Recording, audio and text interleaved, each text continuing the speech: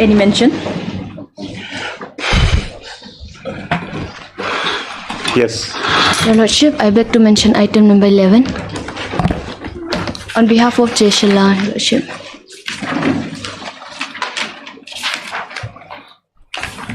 Yes, Mr. Lordship, it seems the paper book is also not yet ready. So Not yet ready. How come it's come for hearing? So I'll find it out, my lord. There must be some confusion, my lord. I'll try to find it out. It's submitted by Mr. Gupta that perhaps the paper was not ready. He prays and below to confirm the same. Yes, list after 2 weeks. 3 weeks, Your Lordship. 3 weeks. First confirm the paper book's ready or not. Okay. Yes. Oblige, Your Lordship. Yeah, please, Lordship, Yes, I beg Mr. to mention item number 12. Does this matter come up after When you 2 weeks, wanted? Lordship? After 2 weeks. Yes. A similar prayer for item number 13 also. Yes, okay. One at a time. 13.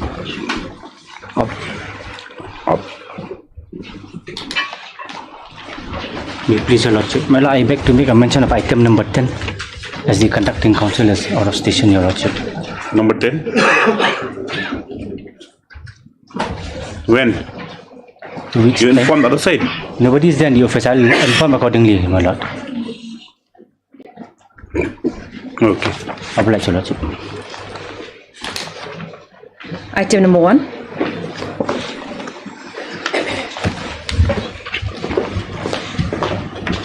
May please, Your Yes, Lordship. start. Lordship, I'm paying for an accommodation. My Why? Conducting counsel Mr. Hassan has some personal difficulty. If it can be taken up on Thursday, my lord, subject to Lordship's convenience. This matter is holding up other matters with single Yes, I bench also. understand, my lord. We can't adjourn it. Just one more Are you ready accommodation. with the my matter? You have the brief with you. lord. My senior is not here. I don't have access to the file, my lord. You can't have one matter holding up. There's a series of matters are there. Yes, I understand, my lord. Last And time, you also were not responding in the... in the original writ petition, I was not, the managing committee was not a respondent.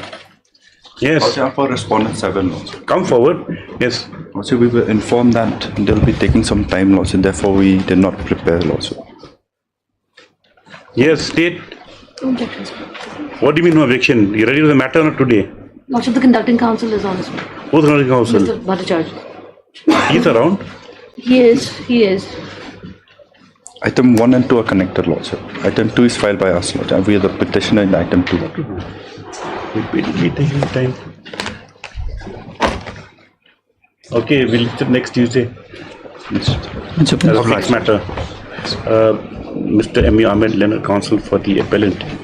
Item number 1 prays that the matter be adjourned and the arguing counsel is not available today. Stop. This matters have been repeatedly adjourned, and as other matters are linked to the outcome of the instant writ appeal, this is the matter on that is 19th. 19. Matter. It's understood next day there will be no further adjournment. Much obliged. We'll take it up otherwise. Yes, Whether in a number 2 list together with so. Yes, ma'am. Obliged, Lordship.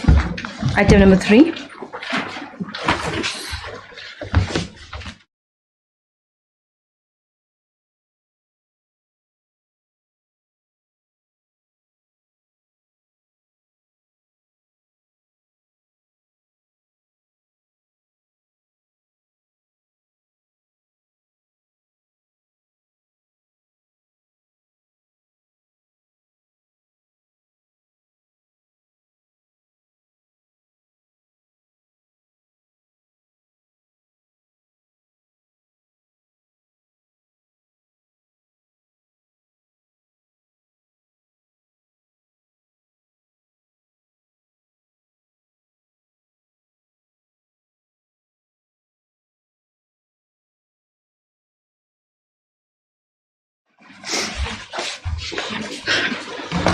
My lords, it's an application for condonation of delay of 1,298 days against pertaining to a criminal appeal, Your Honor.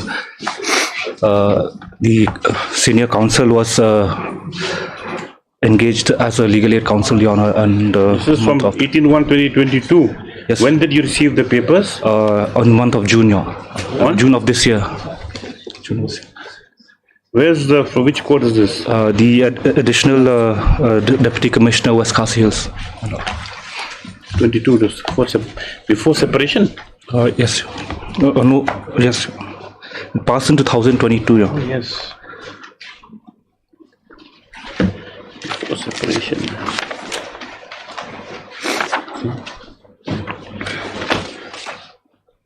Yes, Mr. Sangupta. You have no objection. Yes. What reason? Yes, you pass the usual order. Much obliged. 5.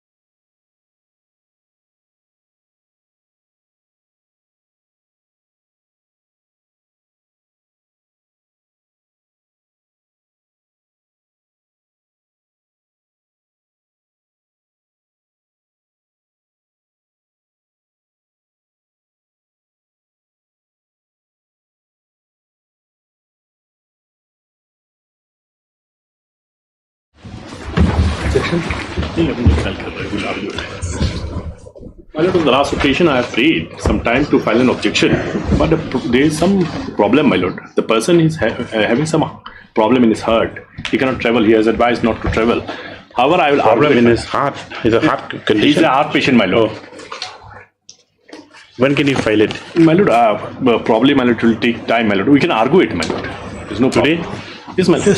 Yes, the issue, a pertinent issue is involved here. That is whether leave of the court is needed for filing an appeal by a victim. Your Lordship, I'll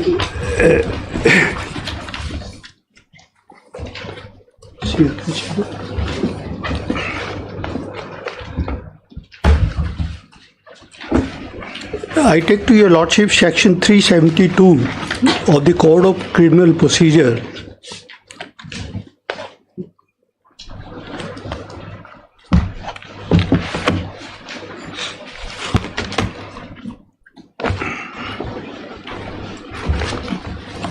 Which was added by the amendment of 2009. You got latest one?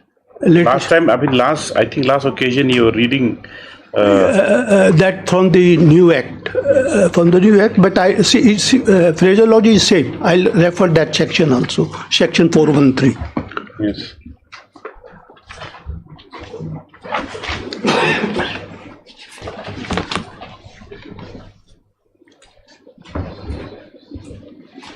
Yes.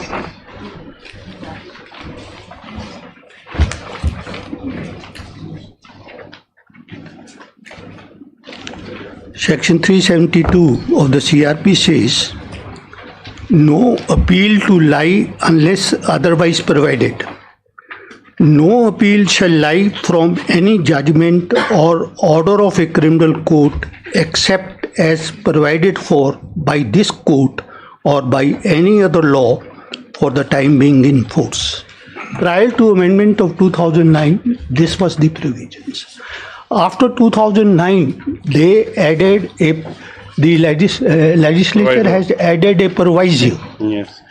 Provided that the victim shall have a right to prefer an appeal against any order passed by the court acquitting the accused or convicting for a lesser offence or imposing inadequate compensation, and such appeal shall lie to the court to which an appeal ordinarily lies against the order of conviction of such court.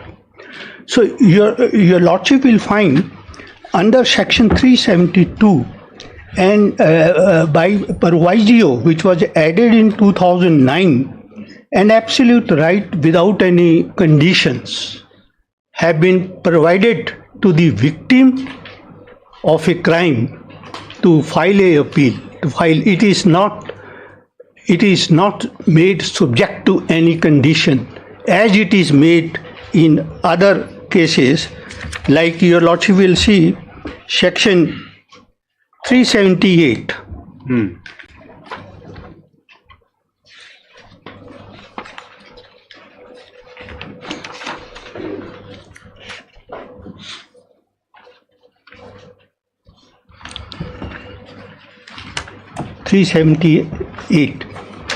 Appeal in case of acquittal, save as otherwise provided in subsection 2 and subject to the provision of subsection 3 and 5.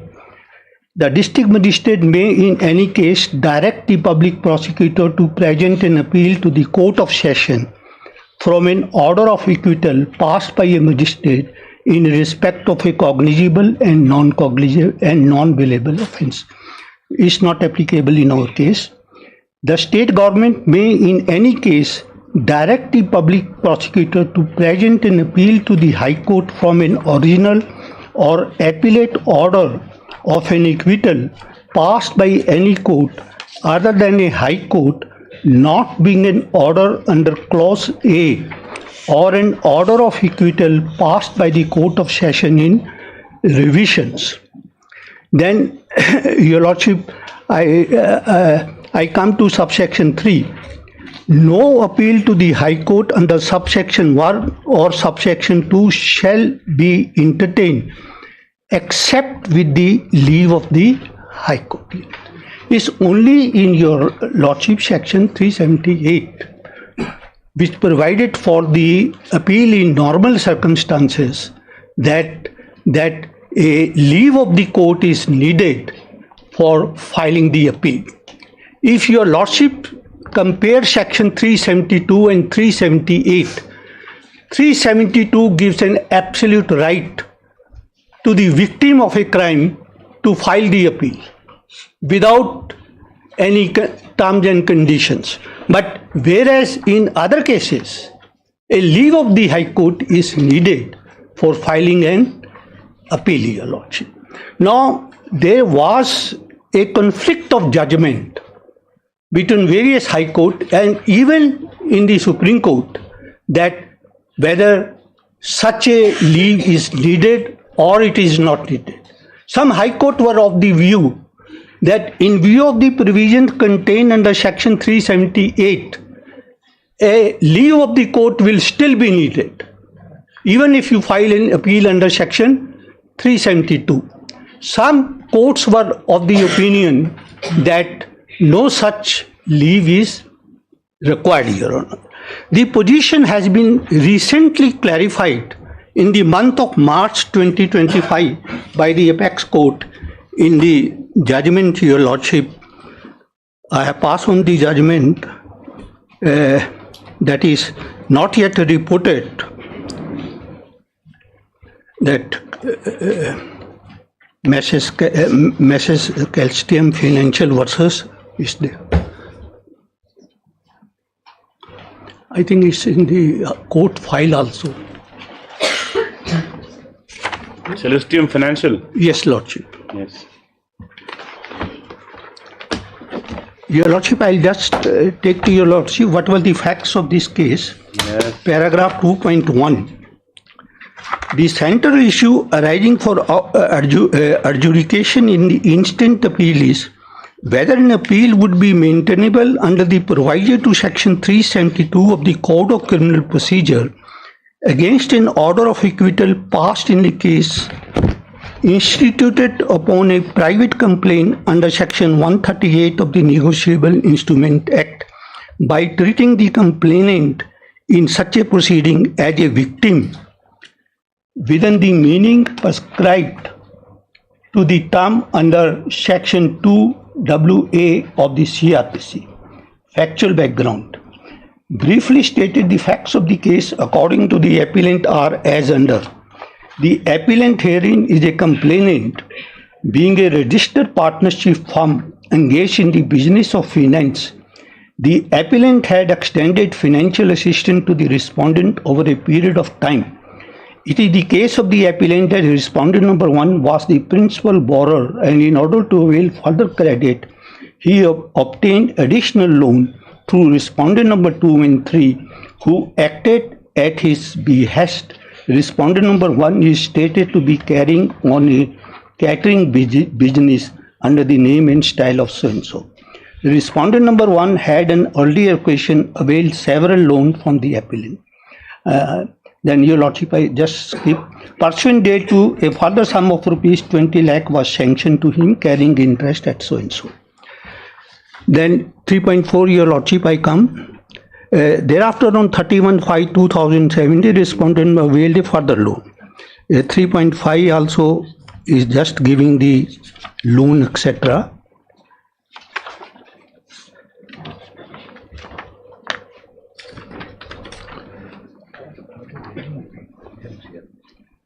Then, Your Honor, paragraph 3.11.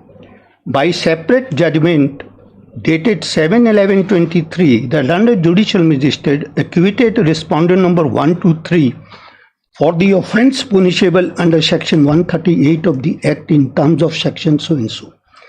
The acquittal was premised on the footing that the appellant had failed to discharge the burden of proving the existence of a legally enforceable debt or liability, and further respondent number 1 to 3 succeeded in rebutting the statutory presumption available to the complainant under section so-and-so.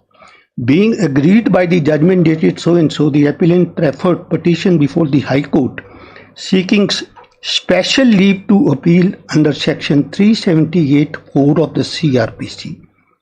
In criminal appeal SR number so-and-so, so-and-so. Then 3.13. By the common impugned order dated 12/6/2024, the High Court dismissed the petition filed by the appellant seeking leave to appeal.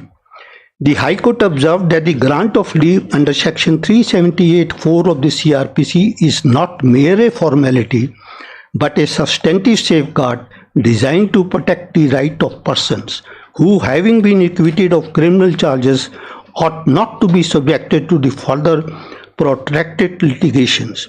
It was further held that the grant of leave is contingent upon the petitioner before the appellate court to establish a prima facie case that warrants interference.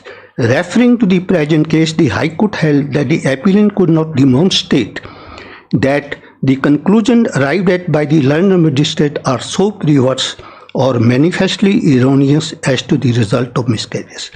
The substance is the High Court dismissed the petition for seeking leave of the court. Then, Your Lordship, I take to submissions. We have heard learned counsel for the appellant and learned senior counsel for the respondent at length. We have also produced the material on record. The learned counsel for the appellant contended that the High Court was not right in refusing to grant leave under section 374 of the CRPC on the ground that the appellant had not demonstrated that the conclusion arrived at by magistrate were erroneous or contrary to law. The High Court ought to have exercised its discretion by granting leave to the appellant to prosecute his appeal in as much as the impugned order has now made the appellant remediless. Alternatively, it was submitted that the appellant could also be construed to be a victim of the offence committed by the accused under section so-and-so. If that is so, then as a victim, the appellant has a right to assail the judgment of acquittal as per the proviso to section 372 of the CRPC.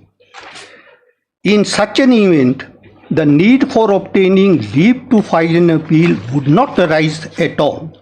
In this regard, proviso to section 372 was contrasted with subsection 4 of section 378 of the CRPC. It was contended that under proviso to section 372, which has been in force with effect from 31/12/2009, and it was added by way of amendment, the victim of an offence has a right to prefer an appeal against any order passed by the court acquitting the accused or convicting for a lesser offence or imposing inadequate compensation. Such an appeal would lie to the court to which an appeal ordinarily lies against the order of the conviction of such court. The right to file an appeal by a victim of an offence under the provisions of section 372 CRPC is not circumscribed by the necessity of obtaining leave to file an appeal.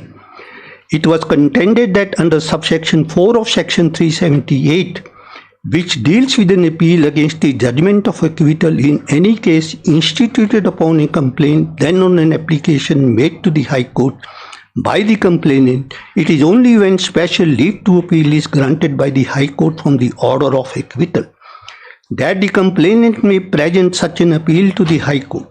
In the present case, the complainant under section 138 Act was no doubt filed by the appellant herein, but not merely as a complainant but as a victim of the offence under section 138 of the Act.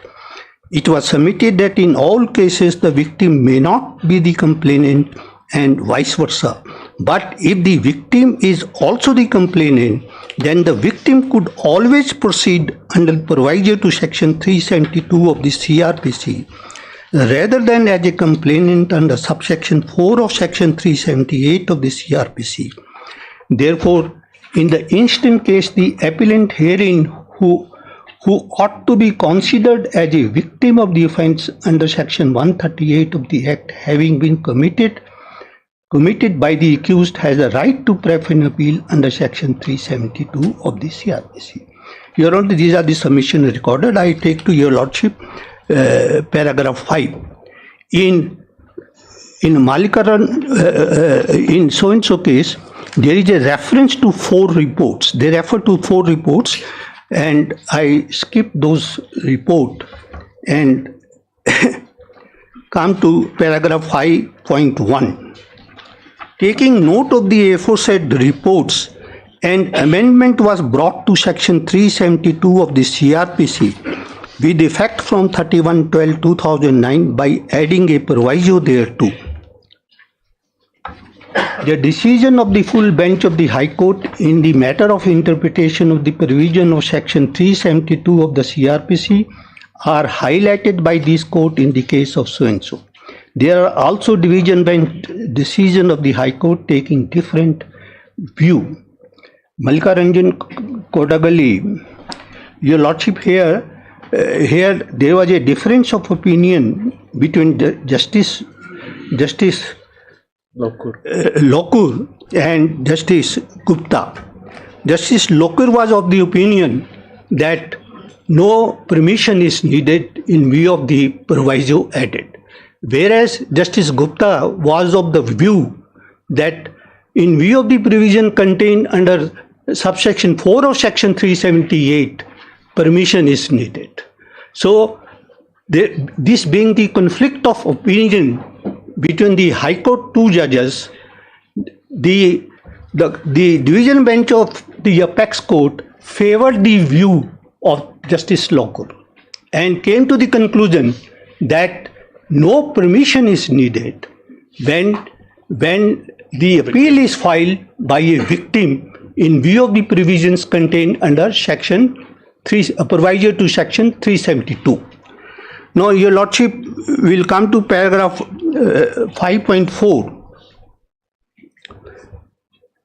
In the said judgment, Justice Lokur's views are, let me, your Lordship, read paragraph 5.3.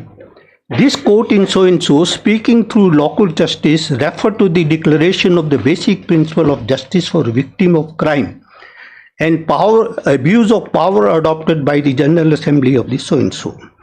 Then, your Lordship, 76 paragraph is quoted.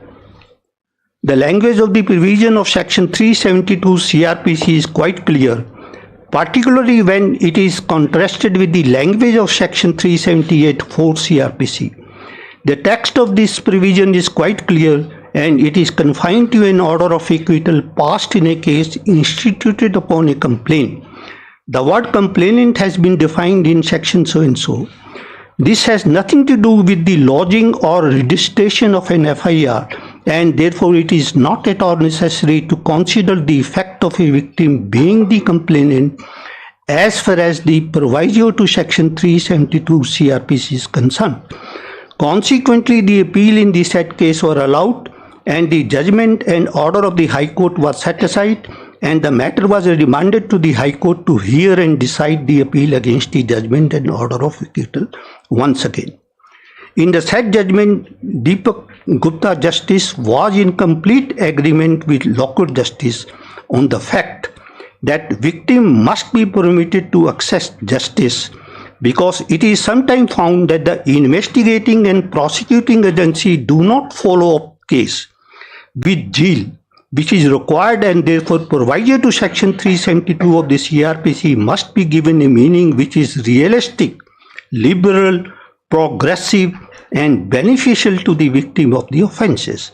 However, Justice Gupta was of the opinion that one cannot ignore the rights of the accused and the procedure prescribed by law. Hence, he disagreed with local justice view that a victim can file an appeal in the High Court without seeking leave to appeal in terms of Section 378(3) of the CRPC. The only difference of opinion was that with regard to whether the victim is required to seek leave of the High Court even in an appeal filed in the High Court.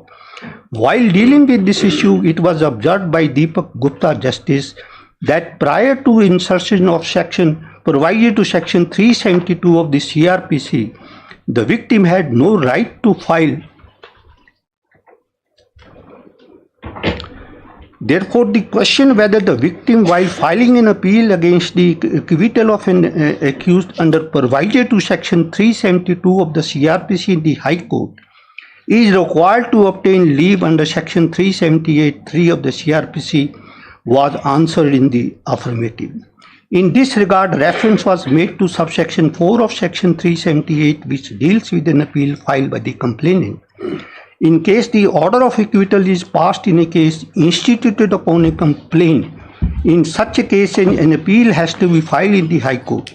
Such an appeal cannot be entertained unless the High Court grants special leave to appeal from the order of acquittal. But Your Lordship, when the appeal is filed by the victim, then permission is not needed. In case the application for special leave to appeal filed by a complainant under subsection 4 is refused, then no appeal from that order of acquittal shall lie under subsection 1 or subsection 2. Thus, in a complaint case, complainant can file an appeal only by seeking special leave to appeal in case of appeal lay before the High Court.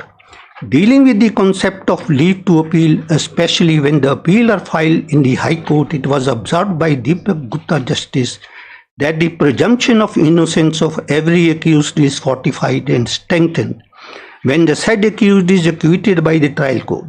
Therefore, the High Court at the initial stage of deciding whether the leave is to be granted or not can go into.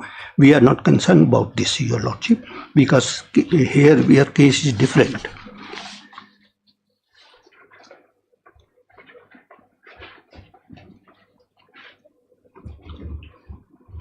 Then, Your Lordship, I take to paragraph 5.8. Even appeal against acquittal filed before the High Court must be scrutinized with greater care, as opposed to Section 374 of the CRPC, where a complainant would file an appeal. Now,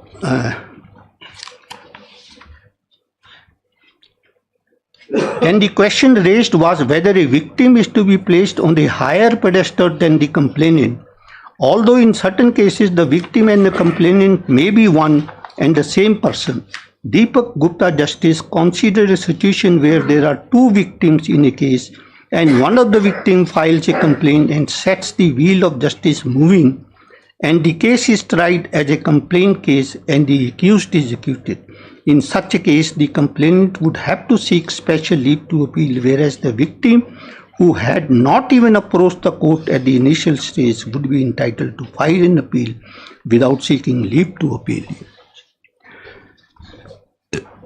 Considering this situation, Justice Gupta observed that while expanding the right of the victim to file an appeal, such right must be balanced with the right of the accused. Hence, it was the view of the Deepak Gupta Justice that even in a case when an appeal is filed by a victim, there has to be scrutiny and special leave to appeal must be obtained, as the victim cannot be placed on a higher pedestal. That was the view of the Justice Gupta. Then, Your Lordship, I come to paragraph 5.10. This is the view of the Supreme Court with regard to this case. In light of the 5.10, Lordship, in light of the two opposite views expressed in the above judgment of this court, it is necessary to discuss certain provisions of the CRPC and arrive at our own conclusion on the point for consideration. We observe that we are inclined to follow the views taken by Justice Lokur insofar as the right of the victim of a crime to file an appeal is concerned, Your Lordship. So, this the bench, considering this aspect, has favored the views of Justice Lokur. Then they quote. I think, Mr. Jindal, we have to distinguish between what will be the right of a victim and vis-a-vis 378 for a complainant. That's what Your Lordship. Whether the proviso, what right has it vested upon the victim? Yes, Lordship. That to contrast with 78 for the complainant. Yes, Lordship. That's the only thing. And whether, accused has a fundamental right to appeal, correct? Yes. Now, whether a victim also has a sort of same right, Your Lordship. Same right. That is the only thing that if you so can. Here, this is what is now dealt here. I'll just take Your Lordship because this is also interesting question, Your Lordship. That victims and the accused right to file the appeal are placed on same footing by this judgment. Otherwise, Your Lordship, a accused can file the appeal without any condition precedent, and similar right was not given to the victim of that. Now, therefore, there was a need to amend Section 372. They amended and added proviso. Permissions that they amended this to provide this. Yes, right to balance both the accused and the victim on the same footing. This is why it is dealt here also, Your Lordship. If Your Lordship permit me to just go through, otherwise I'll just read the relevant portion. Then the relevant portion, yes. That is, the core issue. Yes.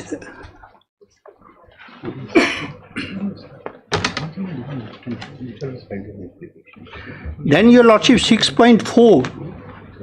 What is the definition of victim?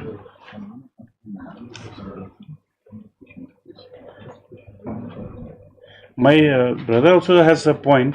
He says that if as you submit your appeal is by right, by proviso to 372, then why do you file the misapplication? Yes, Lordship. No, that's what I am telling you, Lordship. Caution, or just that you still have doubts about the maintainability of your appeal? No, Your Lordship, I'll just read it. As on date of filing, this judgment was not available.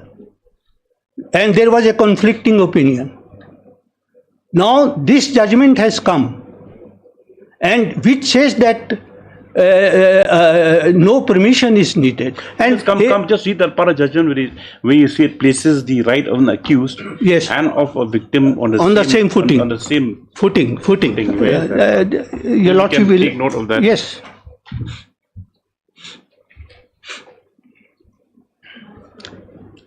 I'll just first point out what the court has to say about the victim. Whose victim? On a reading of the definition, paragraph. Where are you reading from? Victim, paragraph 6.4.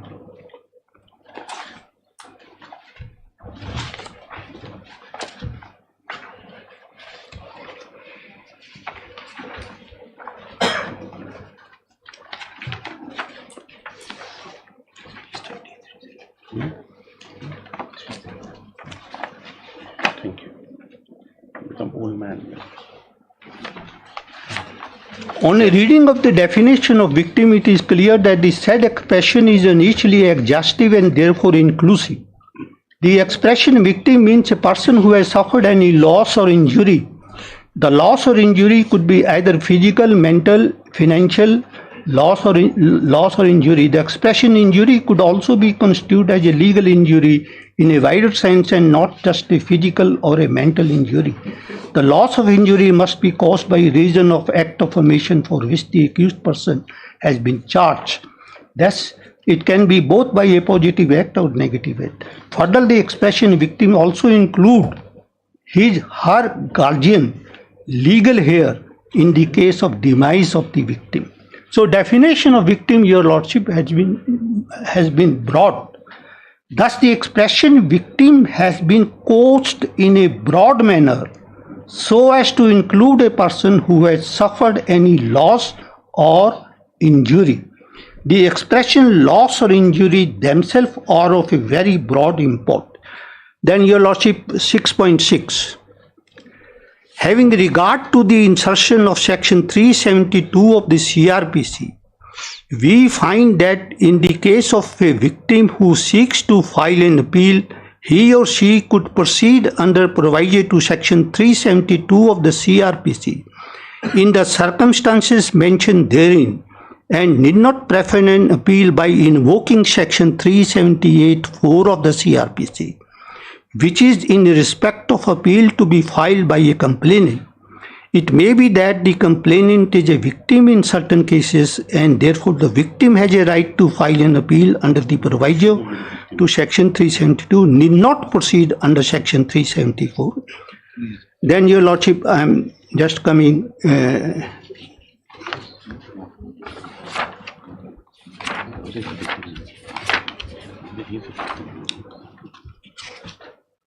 Victim is fine. Whether he is a thief, that's what I was saying.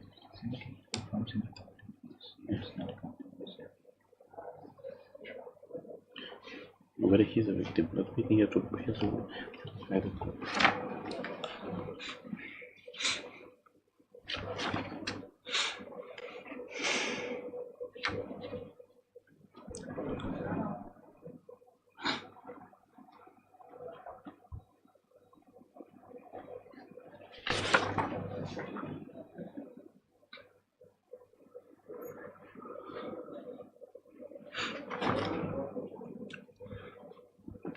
Your Lordship, I'll take to Your Lordship paragraph 7.12, internal page 46.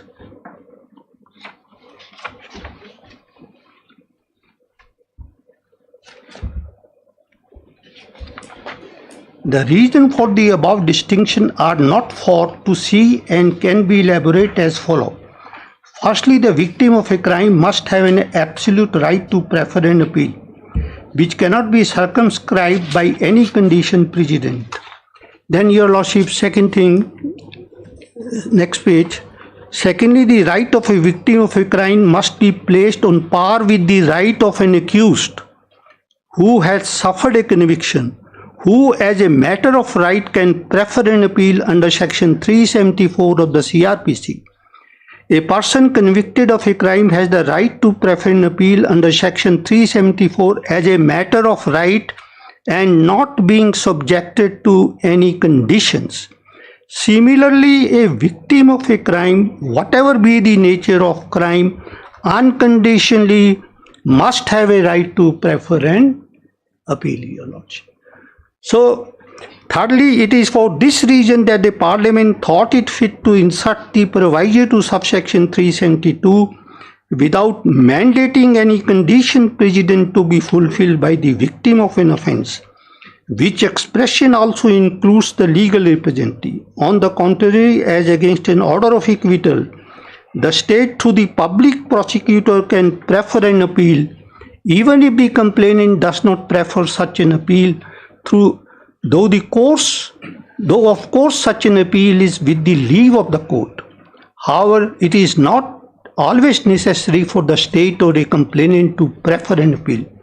But when it comes to a victim's right to prefer an appeal, the insistence on seeking special leave to appeal from the High Court under Section 378(4) of the CRPC would be contrary to what has been intended by the Parliament by insertion of proviso to Section 372 of the CRPC. Fourthly, the Parliament has not amended Section 378 to circumscribe the victim's right to prefer an appeal, just as it has with regard to the complainant or the state filing an appeal. The state also could have filed the appeal, but they have not filed. And if the state files, then they are to seek leave of the court. That's what, Your Lordship, it has been held. Your Lordship, I may read also paragraph 8.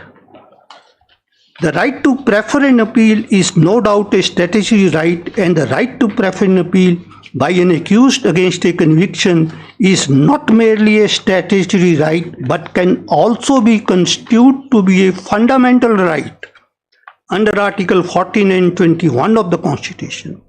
If that is so, then the right of a victim of an offence to prefer an appeal cannot be equated with the right of the state or complainant to prefer an appeal.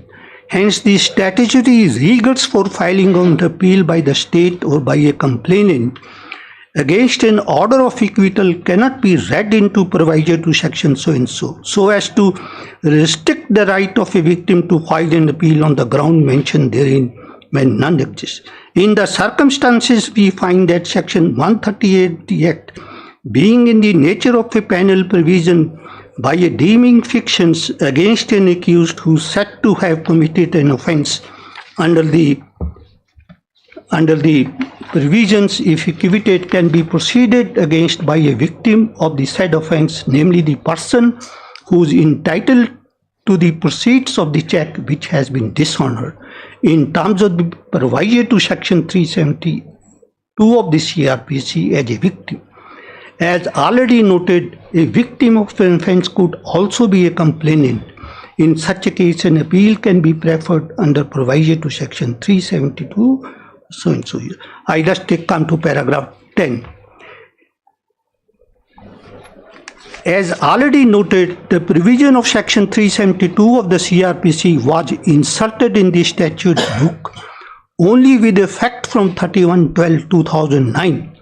The object and reason for such insertion must be realized and must be given its full effect to by a court. In view of the aforesaid discussion, we hold that the victim of an offence has the right to prefer an appeal under the proviso to Section 372 of the CRPC, irrespective of whether he is a complainant or not. Even if the victim of an offence is a complainant, he can still proceed under the proviso to Section 372 and need not advert to subsection 4 of Section 378 of the CRPC. In the result, the impute common order so and so is set aside.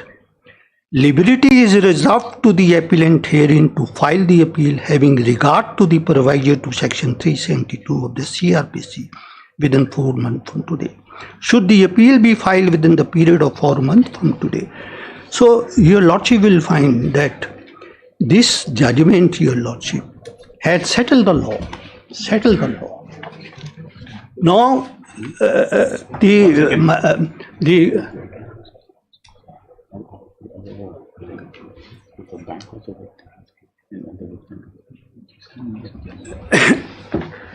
Yes, Mr. Guru. Any submissions to my make? friend? Let me You are the acquitted case, person. my lord. Yes. My friend is for the state. No, it's okay. Yes, please come this side. It's okay, my lord. I can manage.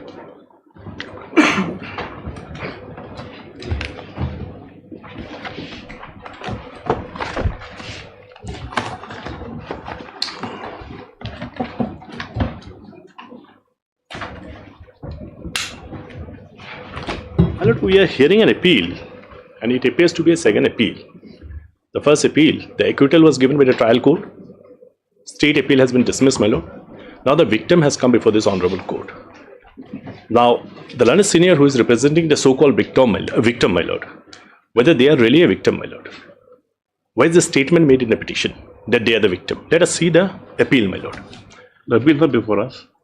It's not been admitted. Even in the leave application, my lord. Even in the leave application. Even in the appeal, my lord. See, but the judgment just now says that, my lord, irrespective of whether he is a complainant or not, my lord. Even a victim of an offence, he can still get the benefit of the term. This judgment is squarely covering for the POCSO Act or a case where a lady is involved or a rape case and all, my lord, where they can challenge, my lord. This is my understanding, squarely covering.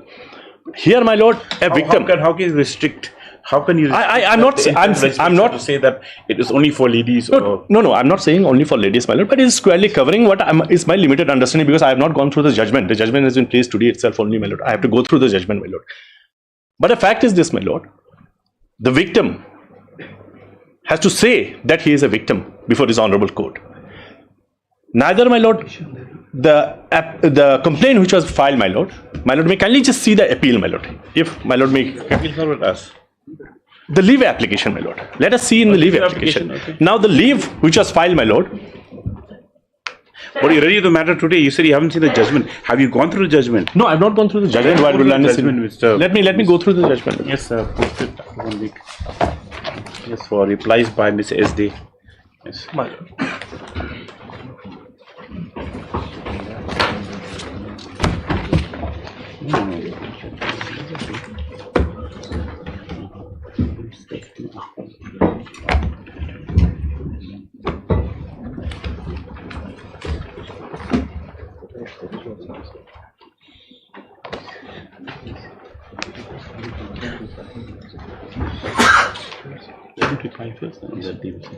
When? Let it be this week only, Friday. This week may not be possible. You already made your yes, sir. You already noted your submission. Yes. Lordship. Yes. No, only thing is next Tuesday. Yes. Coming Tuesday. Coming Tuesday. Let me after 2 weeks, my lord. I need to prepare it, my lord. Senior has placed a judgment. I need to prepare it, and I have to counter that judgment also. If there is any other judgment, my lord. And we have learned from our guru, my lord. We have to argue against our guru. So, my lord, may kindly give us 2 weeks time, my lord. Guru Chela is gone now. Those were the days when Guru Chela relation were there. No. Give Dakshina.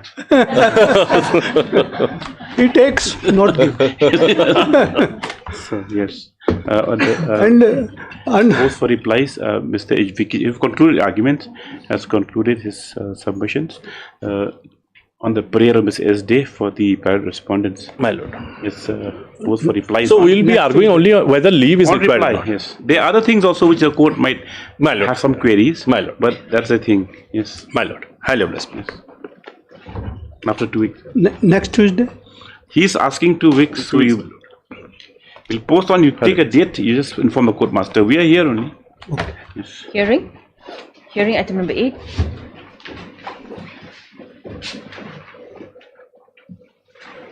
May it please, Your Lordship. I said, it's not fixed for replies. It's for replies today. Today, rebuttal. Okay. You've concluded, Mr. Khan. What about Dr. Mozika? They have all concluded. They all concluded.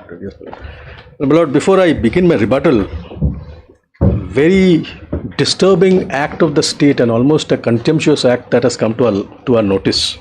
We wanted to point out, well, I'll file an affidavit to that effect, but I wanted to point out. Lord, this court was pleased to grant me an interim order on 12th of September 24. No coercive steps should be taken, and that interim order subsists even today. In March, we came to know that from our electronic credit ledger and electronic cash ledger, a sum of 3.8 crore was extracted by the government, by the department. We wrote a letter to the central GST authorities that please explain why have you done that. They came back saying that no, we have not done anything, it must be the state who would have done that. We wrote a letter to the state on 3rd July, on 29th July they came back saying that yes, we have done that. They could not have done that on the face of my lord's direction that there should be no coercive step. And all subsisting. Yes, the stay order is subsisting today, my lord. So I will place it on affidavit, but my lord may make an observation about the conduct of the state as if they have succeeded even before the rebuttal is happening. And this they have done on 21st March 25. This is something very serious. My lord may take cognizance of that to make an observation. I'll place it through an affidavit on record. Yes, I'll do that, my lord. Now, my lord, there are about 10 points that come to light in keeping with 10 points? Yes, my lord. I thought we'll conclude the hearing today. My lord, it may go on a little bit more. Even I thought it will be a short rebuttal. The first is a completely new aspect that the state has brought to bear, which is on this aspect of composite supply. Yes. This is not something that I had argued, and I must make a rebuttal to that. Hand in hand with that, despite all that we may have argued so far and pleaded so far, they continue to believe that we do construction. That's the secretor of composite supply. And points have been also raised by the center and state in unison that in a toll service is provided to the user by the tolling company, whereas I don't do that apparently. So therefore this whole thing has to be clarified to the extent that is there from the document on record. That's one. The union has placed a judgment of the Telangana High Court in GMR. Mr. Mozika made a mention that the issue has been settled apparently. GMR, in fact, he was initially making reference to Jharkhand. My lords had corrected, it's a Telangana High Court judgment. I'll have to deal with that. Because what I'm noticing from the submissions of the state and center both is that the correct position of law is not being told. Decisions of superior courts have not been furnished. So that I'll point out. A third, completely new provision of section 142.10 has been introduced. The time of supply, my lord, recall section 12, section 13. Yes, retrospectivity, etc. Section 12. That is not there in the adjudication order. They have pressed it. No, they've pressed it as a taxable event. Yes, and therefore I'm going to respond to that because in the adjudication order there is no reference to 142.10, and I'll place that. I'll say how that is not even relevant. Fourth is on the NCLAT order. Union is supporting the state for reasons that they have submitted. I'll clarify that point. Fifth, Union has submitted a larger bench decision of constitutional judgment in Dilip Kumar, where they say that if there's an ambiguity, benefit should go to the revenue. Once again, they don't put the correct judgment before my lords, because there are subsequent judgments that are there, which I'll place. On section 74, state has said I have issued the show cause notice within 5 years. We were never concerned with that. We never said that you have traversed the 5-year period. Our submission was and remains, before you can exercise jurisdiction under 74, jurisdictional fact of fraud suppression should be there. Was it met? Was the jurisdictional fact satisfied or not? In that context, Union says there are category of judgments where writ courts have not entertained. That is not the true picture, my lord. There are category multiplied by 3 where writ courts have... Another factor, Mr. Ghosh, which we have to address also is regard to validity alternate remedy. Yes, I will. You're saying you're impugning the circulars. Yes. That is why you've come before. No, certainly not. Yes. I wanted to clarify. In fact, that's the fifth. That is, yes. I think, basic. Absolutely. From there.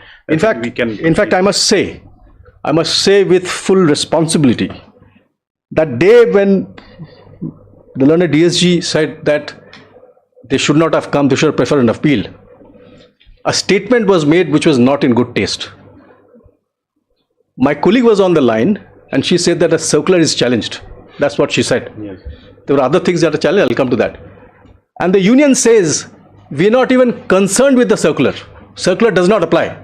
And then my lords equipped that therefore it's an independent cause of action. My lord had said that, observed that. The fact is it is not an independent cause of action. The entire adjudication order is predicated on the circular. It can't be an independent cause of action that I'm trying to create a drain into the writ court. I'll show that. And not only circular, jurisdiction of the authority who has issued show cause notice, the foundation, Proper officer. proper officer. And notification is being challenged by the central government. These are matters of iris. Whirlpool says you can't take them to the alternate authorities because they don't have the power of judicial review. Can an alternate authority, remedy authority, appellate authority strike down a notification? They can't. Or strike down a circular. Power of judicial review is only with 226(32). So I'll come to that, all of that. I'll satisfy this court. But then all I'm submitting is that a wrong statement was made that apparently we're not even concerned with the circular, which I'll point out. Then, my lord, there was a reference made to the proper officer, some judgments of Madras High Court and Jharkhand High Court. With greatest respect, none of them have even understood what our point was. State shows section 3 to say additional commissioner is listed. That's what the state said. Look, No, still place 2 notifications. correct. And Yes. they're saying that they derive power from the notification. I say yes, they do. But I'm saying the notification, is it correct? Is it valid? You have to transcend beyond what is there and look at the validity of the notification. They don't go to this level at all. That's the problem. So I'll recount that. But be that as it may be, there's something very interesting that I wanted to point out. On 30th July 2025, an authoritative pronouncement has happened from the Supreme Court. In fact, my lords had asked that question to, I think, learned DSG. Is there no judgment on BOT toll on what it is?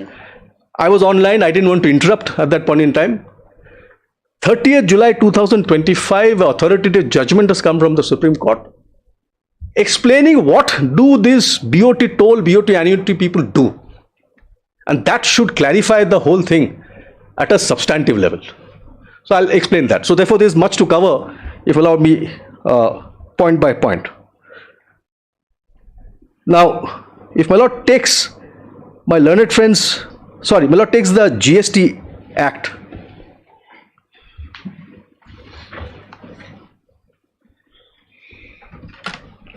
Section 2119.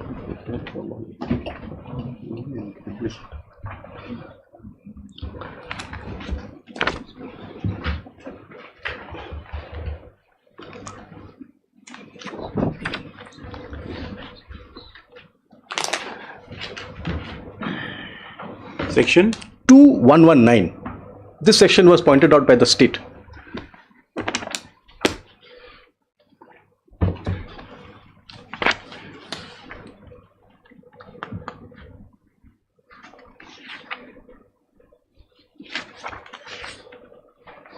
Lord has that? Section 2119. Yes.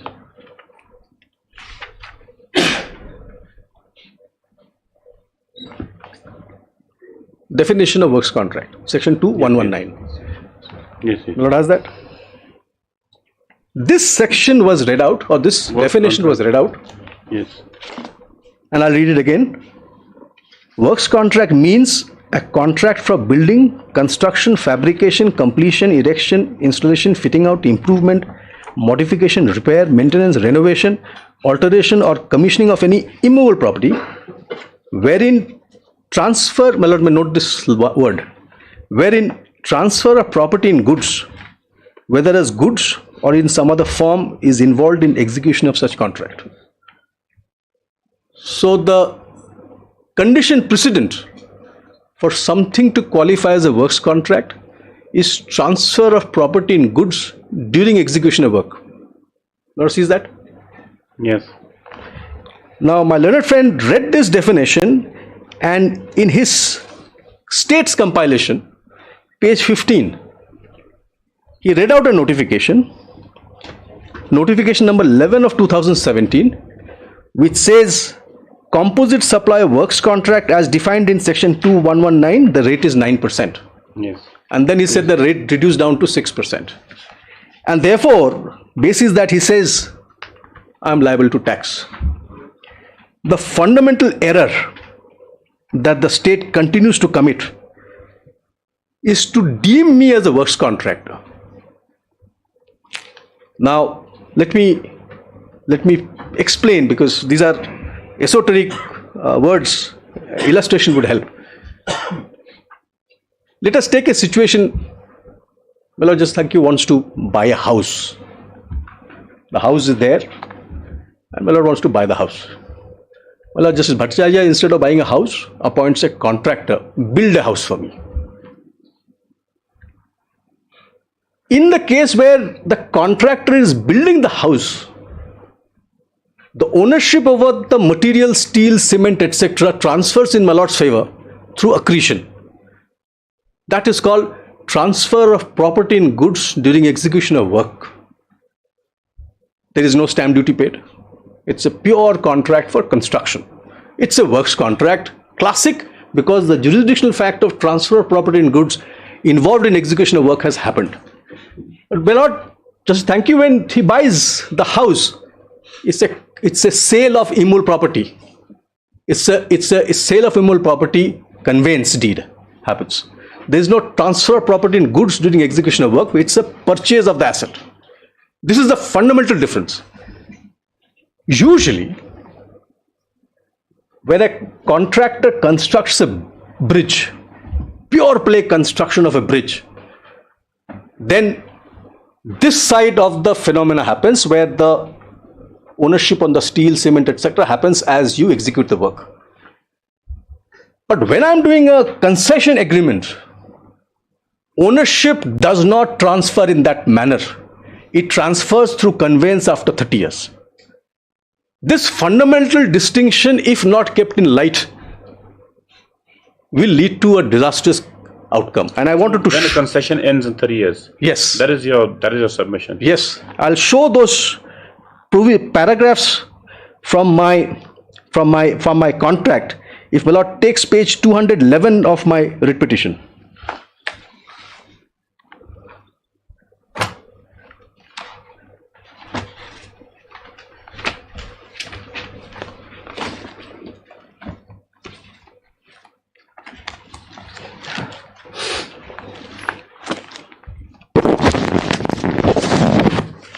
In fact, Malot comes to page 210.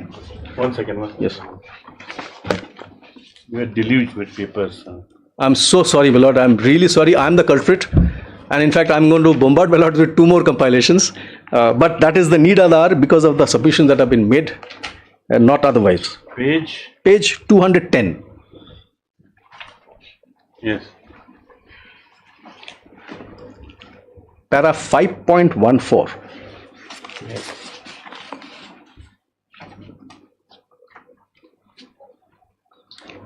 The concessionaire shall at its own cost and expense, in addition to and not in derogation of its obligation elsewhere set out in this agreement.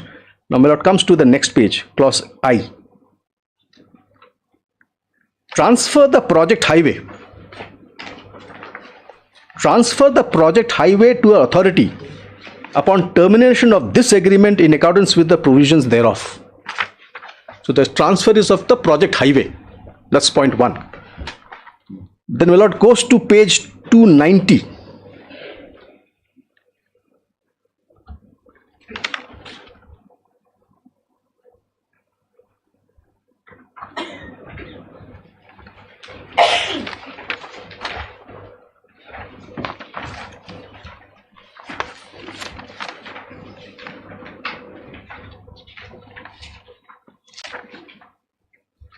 Yes. 38.1 Divestment requirements. Upon termination, the concessionaire shall comply with and conform to the following divestment requirements. Kindly have clause F. Execute such deeds of conveyance. Execute such deeds of conveyance, documents and other writings as the authority may reasonably require for conveying, divesting and assigning all the rights, title and interest of the concessionaire in the project highway, including the right to receive outstanding insurance claims to the extent due and payable to the authority absolutely up unto the authority or its nominee. So conveyance. Then Malot turns to the next page, 38.3.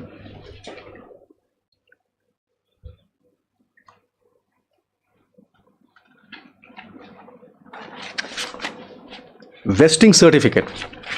The divestment of all rights, title and interest in the project highway shall be deemed to be complete on the date when all the divestment requirements have been fulfilled, and the authority shall, without unreasonable delay thereupon, issue a certificate substantially in the form set forth in Schedule U, vesting certificate, which shall have the effect of constituting evidence of divestment of the concessionaire of all rights, title and interest in the project highway and their vesting in the authority pursuant thereto.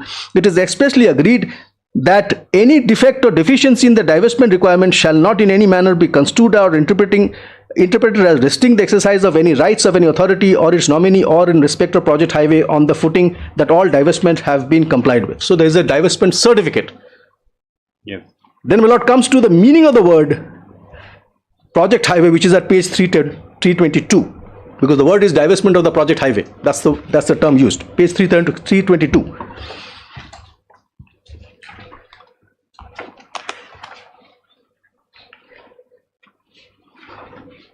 Project highway is the fourth definition from top. Project highway means the site comprising the existing road comprising NH 42 km so-and-so to kilometer so-and-so and all the project assets and its subsequent development and augmentation in accordance with this agreement. Yes. And project asset is defined in the previous page, the last definition. Project asset means all physical and other assets relating to and forming part of the site, including rights over the site in the form of license, right of way or otherwise, tangible assets such as civil works and equipment including foundations, embankments, pavements, road surface, interchanges, bridges, culverts, road overbridge, drainage of work, etc., etc. I need not trouble below. So whatever I have constructed, that is project asset. That is part of the project highway. The ownership title of that is vested or divested through a conveyance at the end of the period of concession. Yes. And if such is the modality, then in my illustration, what my Lord Justice, thank you, did in purchasing the house is exactly what has happened here. Not what my Lord Justice Bhattacharya would have done by appointing a contractor where the ownership transfers through accretion. This is the fundamental distinction. If this is lost sight of, we can go in circles and probably do injustice to the terms of the contract. The reason why I make this point is, my Lord, the state says it doesn't matter what is written in the contract. That was one of his submissions. In fact, my Lord had equipped. How is it possible? How can you ignore the contract? But they seem to be saying, ignore the contract. Go by what I perceive what you have done. That is not a true way of looking at a contract, my Lord. With greatest respect. Now, there is a history to this particular aspect. In fact, if my Lord takes the Constitution for a minute,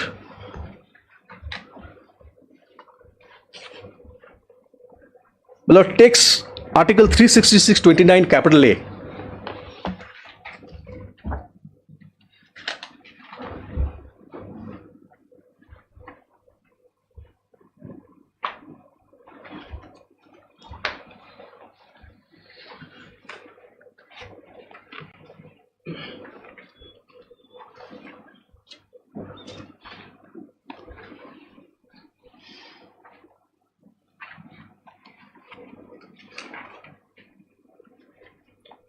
(366)(29) capital A. Yes. Yes. Tax. Tax on sale or purchase of goods. But before I read it out, I'm going to place the context. My Lord sees it's an amendment because 29 capital A, so it has come by way of an amendment. It came by way of I think it is the 82nd constitutional amendment. Now, in Madras, the revenue prior to this amendment, revenue wanted to tax the classics works contract, construction of house, building, etc., etc. Argument that was tendered by the assessees then, at that point in time, what I've transferred is an immutable property, because all these things get mixed up and what you get is a house. So it is no longer goods, because once the cement and the iron, it becomes a hard base and it's stuck to the earth, grounded to the earth, it's an immutable property. Supreme Court said yes, because sale is a nomen juris, which means sale means chattel qua chattel. It's like you buy a bottle of water. or a machine. It's chattel qua chattel. But when these kind of transfers happen, it is not a sale. The judgment of Constitution Bench of Gannon Dunkley. Law Commission noted that and said, now we need to amend the law to provide a deeming fiction. And this is the deeming fiction, and I read now. Tax on the sale or purchase of goods includes, clause B, tax on the transfer of property in goods, whether as goods or in some other form involved in execution of works contract. This is the constitutional entry that the GST has borrowed. Yes. And this is in the context of power of tax states to levy sales tax. Because the word is tax on sale or purchase of goods, entry 53, 54, list 2. Lord has sees that. And therefore, if it is not chattel qua chattel or a deemed sale, it's a sale of an immune property, there is no power to levy tax on that. My submission therefore is, this is not a case of construction as defined of works contract. There is no transfer of property in goods. It's absolute. It's absolute. It's an immune property. It's a conveyance. Once that happens, the notification that my learned friend has relied upon, 9%, 6% becomes irrelevant to us. That's point 1. Point 2, I also want to make a submission here. Sometimes legislatures expand the meaning of the word for a specific purpose. In Madhya Pradesh, arbitration between the state works contract department or state road transport department and the concessionaires for ascertaining an arbitration, whether it will go to the arbitral tribunal or private, they have defined what is a works contract. And in that definition, they have said including, after all this, including a concession agreement. That's a clear indication of the fact that but for extension of the word works contract to include a concession, central government, state government cannot expand. And this definition is very relevant in the context of the 30th July judgment that I made a mention of, which I'll present shortly. So that's one aspect of what I wanted to clarify in terms of what I do. The second aspect, my lord. Neither the state with greatest respect nor the union has understood what is a concession agreement. Why is it, I ask myself this question, why is it not called a contract for construction of a bridge? They could have called it. Why do they choose the word concession? A meaning has to be ascertained and given to meaning of the word of concession, because parties, when they contract out, they understand the scope and purpose and then they name it. So concession has to be appreciated, which they have failed to do that, and that's why I'm laboring to make that point. Concession is a largesse, as the word goes. People give concession. It's a largesse. In the context of public welfare, central government, state governments are duty bound to take care of the citizens. It's a public function that they execute. One of the public functions is to ensure that there is proper motorable roads. Because the Supreme Court, as far back as in 1986, in the context of hilly places, and of course applied to plains also, that access to road, motorable road, is a fundamental right of a citizen. Access to road is a fundamental right of a citizen, and the state, central government and state governments are duty bound to provide for it. Now, under the constitutional construct. Now come back to concession agreement. Yes. Yes. So then I'll show that concession agreement. If my lord takes page 206.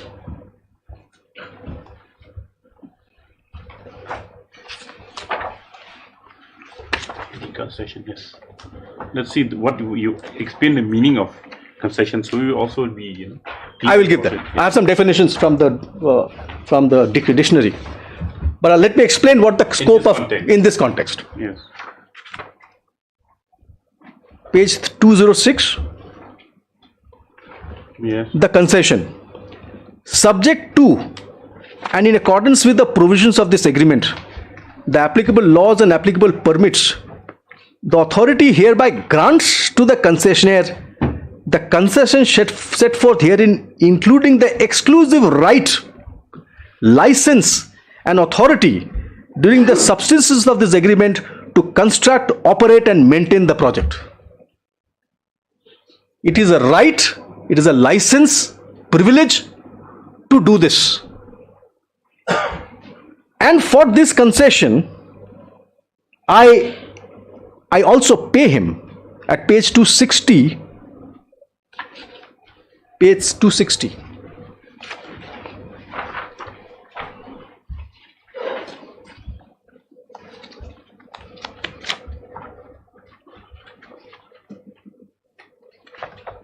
$26.1.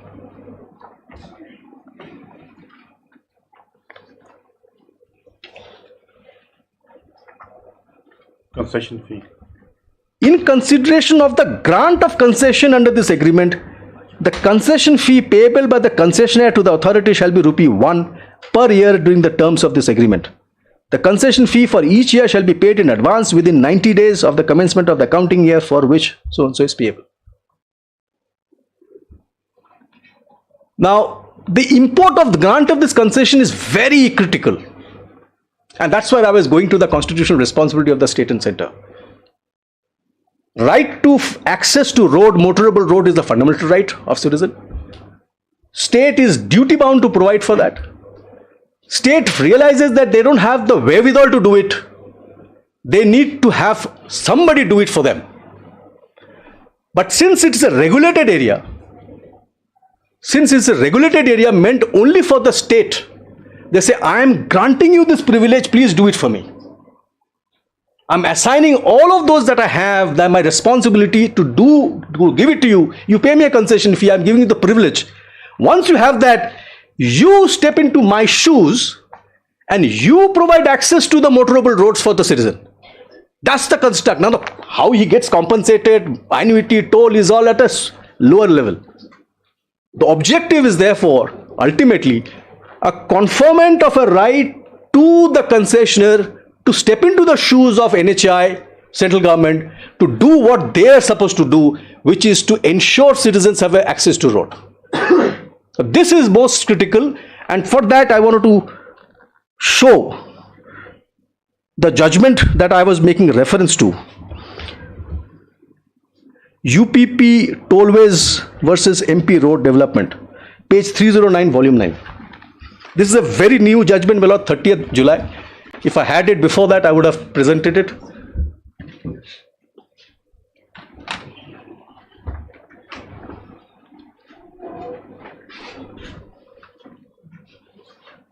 UPP Umri Pupa Pratapur UPP Tollways Private Limited.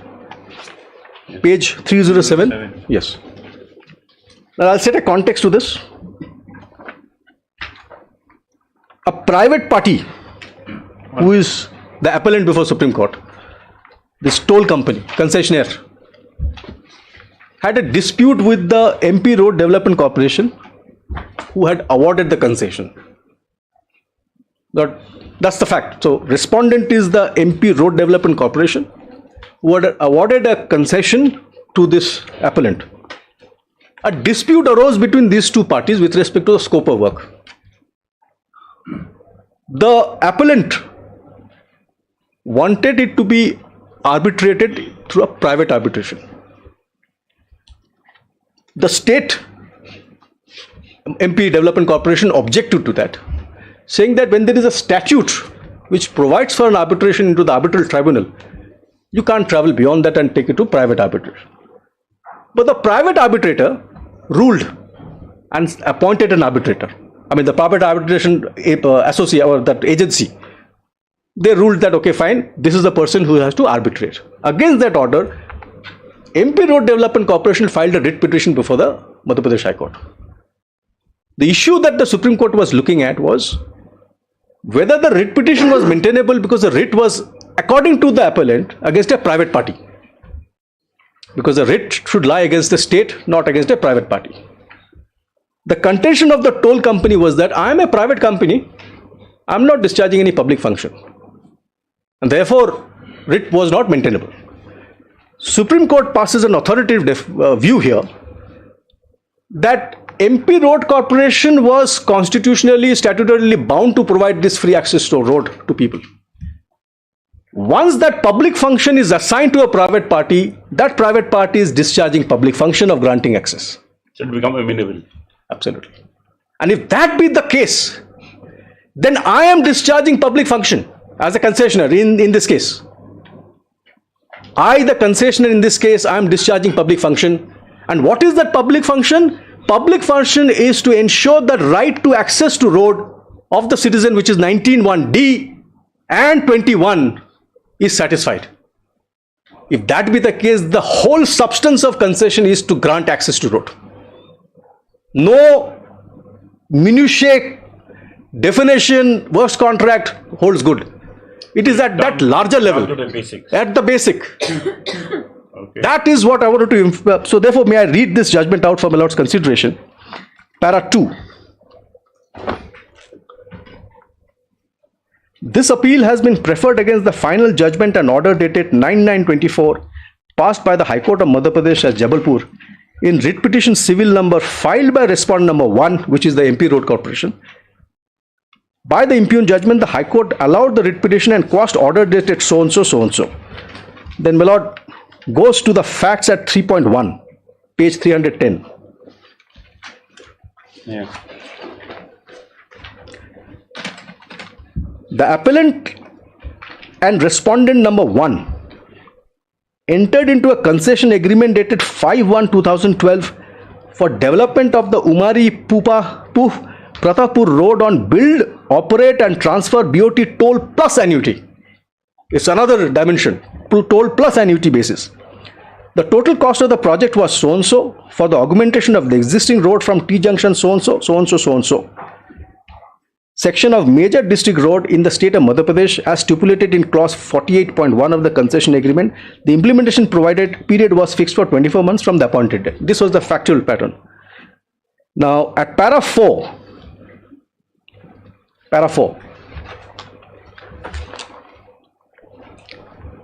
the learned senior counsel for the appellant, which is the toll concessionaire, submitted that the writ petition filed by respondent number 1 before the High Court was not maintainable, as the appellant is a private company and does not function as an instrumentality of the state. Reliance was placed on the judgment of the court in so and so, wherein it was held that the writ petition is maintainable only against body that qualifies as state under Article 12 of the Constitution. Therefore, the High Court erred in entertaining the writ petition and passing the impugned order against the appellant. This was the thing. Then kindly now come to para 8 at page 323. Here I'll read extensively. Para 8, page 323.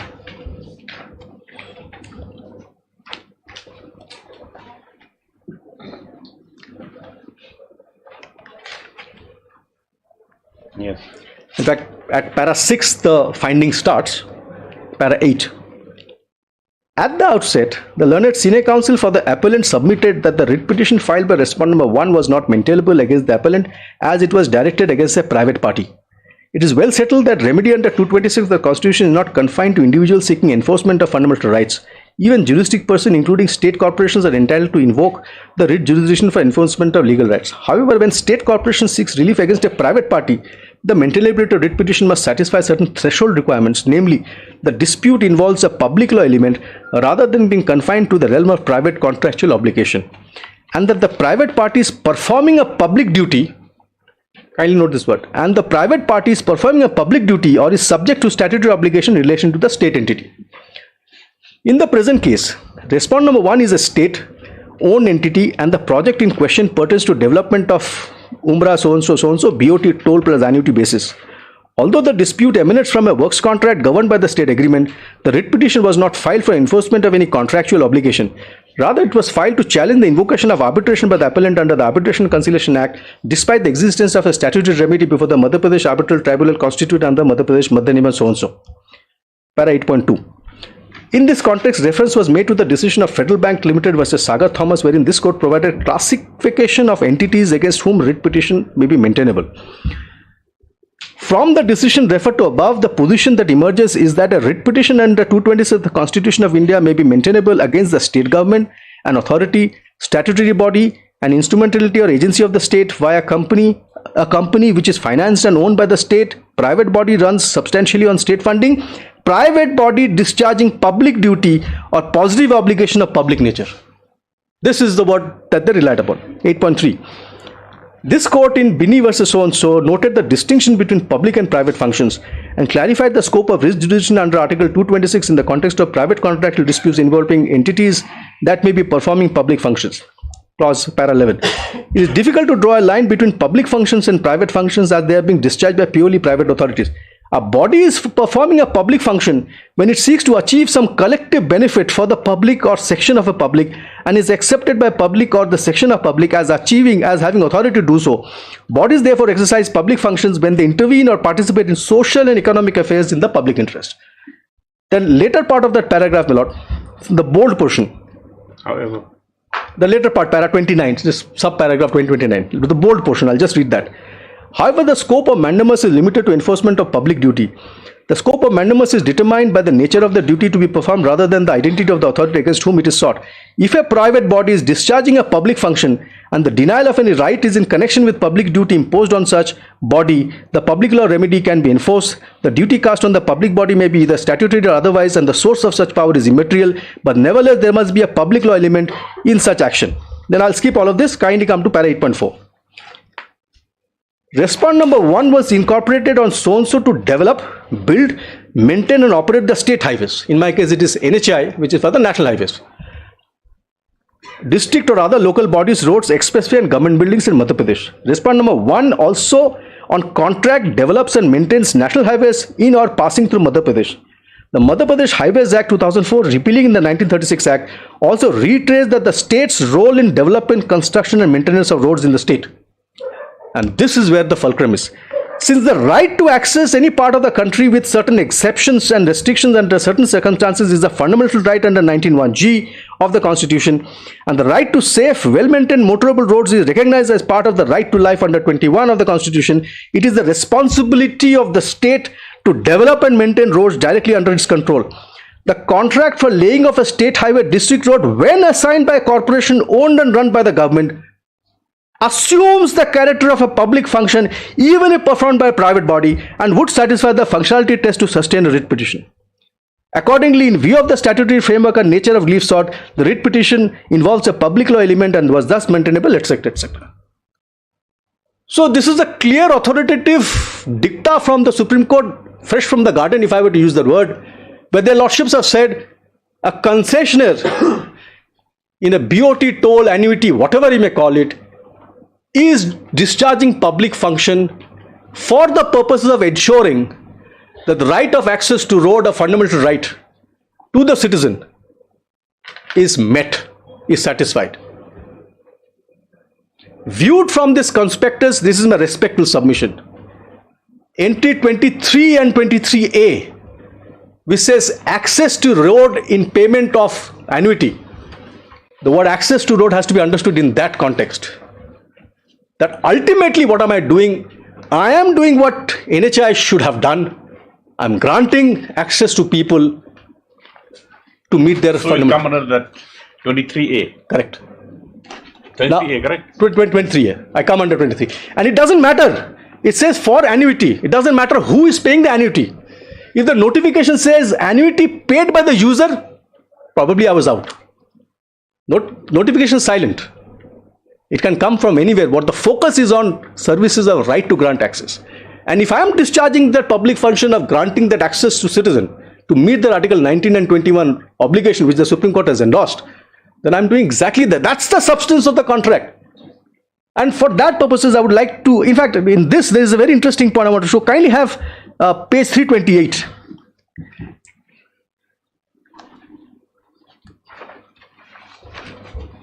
Para 10. Lord has that. In that indented there is a definition of works contract. Yes. And this is a distinction I was drawing between definition of works contract and the CGST Act and this Act. Kindly see the last few matter. Works contract means an agreement in writing or letter, etc. All those things are all factory, etc. All those things. Last few things. fourth line from bottom, material and all other matters. Let's see that. Relating to execution of any of the said works, and also includes the services or hired for carrying out the aforesaid works, and shall also include a concession agreement. But for this inclusion of concession agreement, it would not have been a works contract, and the context was arbitration will lie in a case of works contract. So in a concession related thing, arbitration would have happened. That's the context. I pray, let the union show the definition of works contract. Let the state show the definition of works contract has something like this to include a concession. This is the other way of viewing it. Legislature knows what they do. Words cannot be read in either by the revenue or by constitutional court. A causa submissus cannot be supplied. My lord knows that. Padma Sundar Rao Constitution Bench judgment.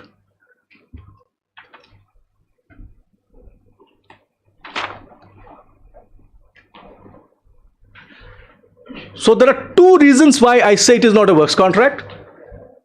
One is that there is no transfer of property and goods involved in execution of work, as is the definition, because I gave the two illustrations, buying a purchase and contractor by conveyance. Second is, unlike what Madhya Pradesh had done for their arbitration purposes, the definition of work was expanded to include a concession agreement. A special act. Yes. Special provision. Special provision. None exists. Now, I also now want to show few other aspects, which is the NHI Act, so that that context becomes very clear. Whatever I'm saying is backed by. My lord, kindly take the Constitution for a minute. List 1, entry 23. Volume 9, 11, right?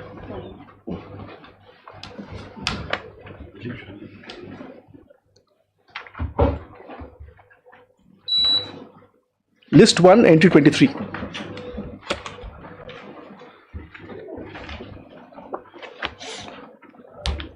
Highways. Yes. So, legislative power with the union, field of legislation, entry 23 says, highways declared by or ordered under law made by the parliament to be national highways. Now, if my lord takes the volume 11, page 29 of this new volume. I'm sorry, my lord, I'm just burdening my lord with all of this. I'll compile it later on. These are just few statutes. Page 29 is the National Highway Authority of India Act.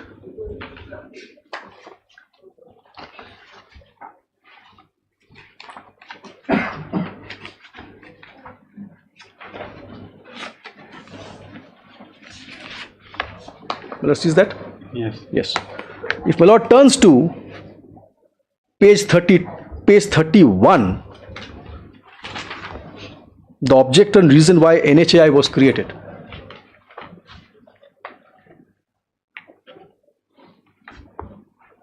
Let's see that? We read.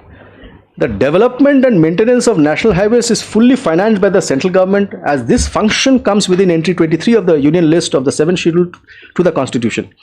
For the Section 5 of the National Highway Act 1956 provides that the central government may direct that any function in relation to the development or maintenance of national highways shall also be exercisable, amongst other, by any officer or authority subordinate to the central government. Under this proviso, the function of execution of the activities, including survey, investigation, preparation of projects on national highways, have been delegated to the respective state governments.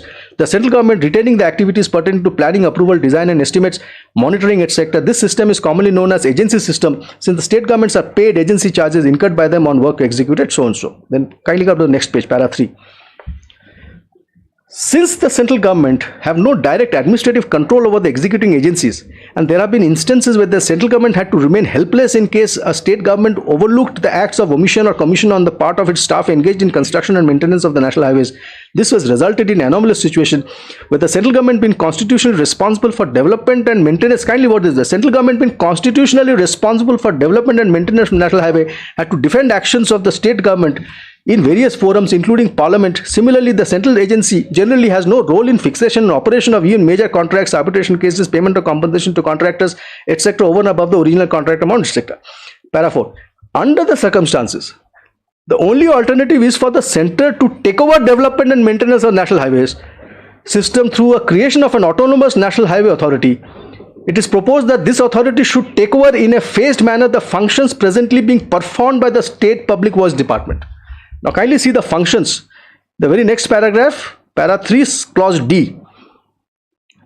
Authority will have powers to enter into and perform any contract up to certain value which will be prescribed by the central government. Then kindly come to the next page, clause F. The authority will be responsible for the development, maintenance and management of the national highways which are vested in it by the central government and residential buildings for the employees. Point. So yes. Yes, my lords, I've got it. Now, if this be the case, what is relevant is page, do we have that? Page 2, my lord, may come to page 2 of this compilation. This is the National Highway Act, page 2. So that was the National Highway Authority Act. This is the National Highway Act, page 2. My lord sees that? Yes.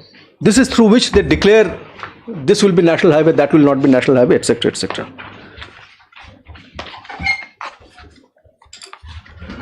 In this act, which is the 1956 Act, in the year 1995, central government realized that NHAI is unable to deliver. And therefore, the central government said, instead of me contracting directly, I will enable a provision for a private contract. This is section 8A, page 6.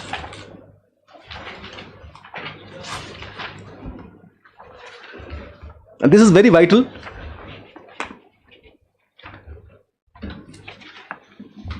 Yes. Power of the central government to enter into agreements for development and maintenance of national highways. Kindly see the words used is development and maintenance. It doesn't use the word construction.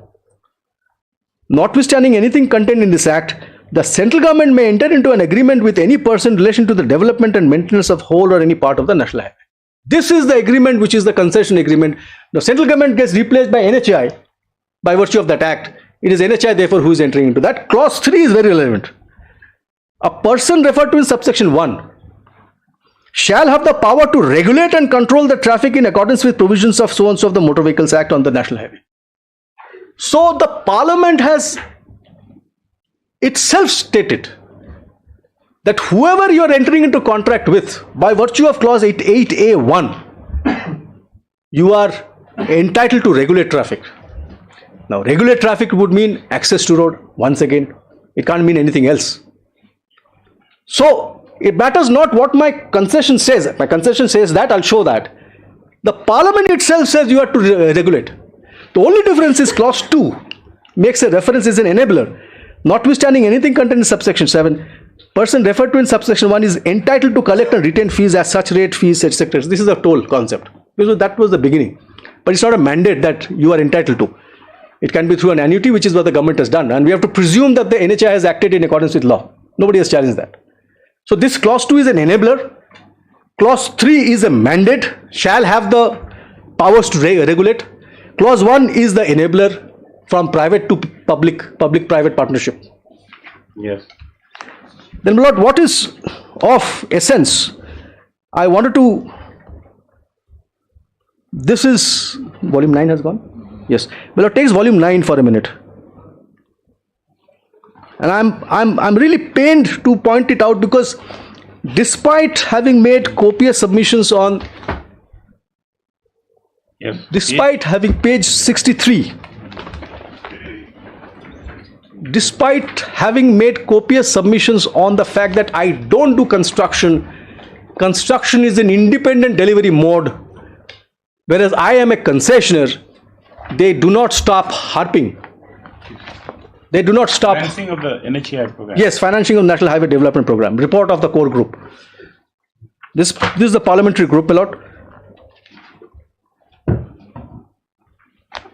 My lord, at page 66.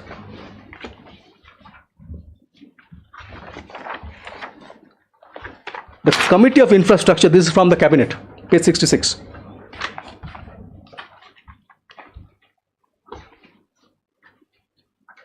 Sorry, my lord, before page 66, page 65 may be had.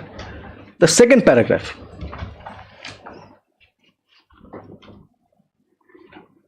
The heading is, who's the author? Secretariat for the Committee on Infrastructure. The second paragraph. A core group under the chairmanship of Sri So-and-so, Member Secretary Planning Commission, was constituted with representatives from the Prime Minister's Office, the Department of Road Transport, Highways, Finance Ministry, and the National Highway Authorities. Kindly see, Finance Ministry was present. After extensive deliberation, the core group evolved a plan that represents an optimal and suitable approach to financing the National Highway Development Program. To the extent feasible, the plan relies on PPP for raising resources, improving efficiencies, and controlling time and cost. Sorry, my lord? What's the date of this? Yes, this is a 2005 report, my lord. This is a 2005 report. In fact, how did I get this 2005? I also struggled a bit. But I think the date of the meeting throws it all. Yes, my lord, page 66. Page 66. The Committee on Infrastructure, in its third meeting, January 1, 2005, approved the broad contours of the National Highway Development Program and mandated that the program be given in Table 1 be undertaken by 2012. And all the dignitaries that were there is all listed, my lord. I'm not going to read it. They're all part of the PMO Planning Commission, Ministry of Finance. In fact, on the right-hand side, Member Finance NHI was also there. Everybody was there. All the honchos were there. Now, my lord, kindly now come to page 68. This should seal the issue. Page 68. On the right column, my lord, will see para 2.3, modes of delivery. Yes. The total length of proposed to be developed under NHDP has been split into sections to be covered under different modes of delivery. Kindly now notice this. Viz. BOT toll, BOT annuity, and construction contract. So construction contract is a different species. Yes. Now, my lord, now turns to page 72. 1 second.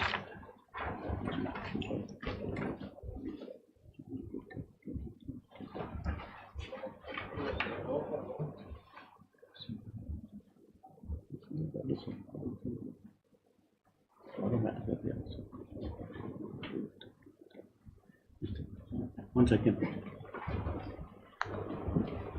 Are we getting this confused?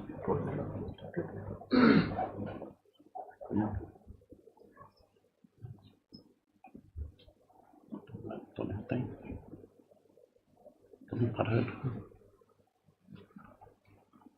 Okay, yes. Mr. Ghosh, I think we can allow you to 12:30.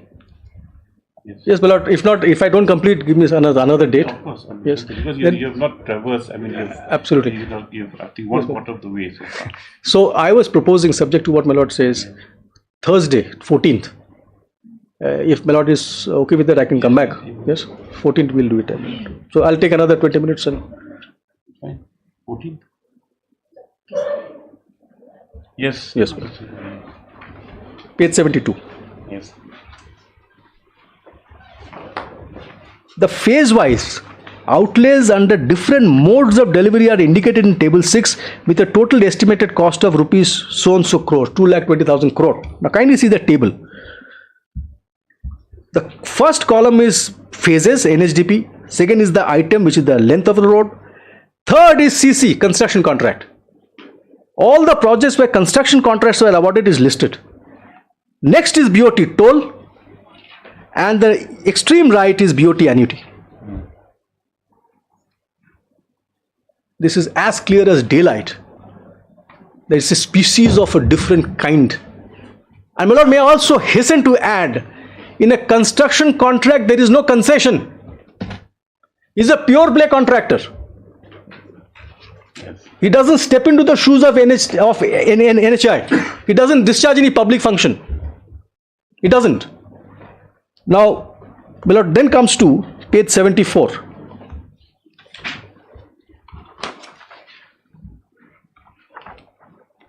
Para 6.2. Mandate. Mandate for BOT approach. This is where they say why BOT is necessary. There have been several decisions in the level of PM Cabinet 2000-2001 onwards, emphasizing the need to shift from construction contracts to BOT mode of delivery. My lord, notes this. There have been several decisions at the level of PM Cabinet 2000-2001 onwards emphasizing the need to shift from construction contracts to BOT. In a meeting held under the chairmanship of Prime Minister on 2005, it was decided that besides awarding contracts under BOT for total length road of 2010 kilometers, all future programs-based projects would be awarded only on BOT basis. The relevant extract of the decision of the said meeting are reproduced below. As regards the issue of EPC versus BOT, EPC is Engineering Procurement Construction Contract, which is the construction contract. As regards the issue of EPC versus BOT, it was agreed that for ensuring provision for better road service, kindly see this word, for better road service, a higher quality of construction and maintenance of roads and completion of projects without cost and time overrun, contracts based on BOT model are inherently superior to the traditional EPC approach.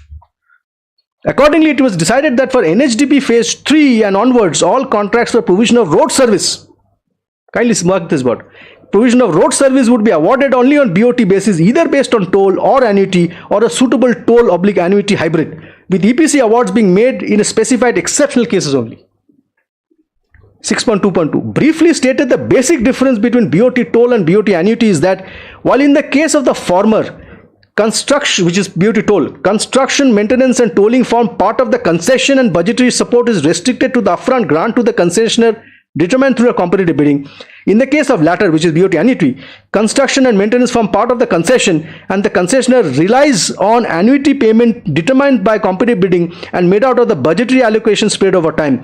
In the former mode, the traffic commercial risks are borne by the concessionaire and the investment is sustained by toll revenues, while in the latter mode, all costs are borne by the government in the form of deferred budget payments. The government may grant separate tolling contract for annuity projects if it so desires.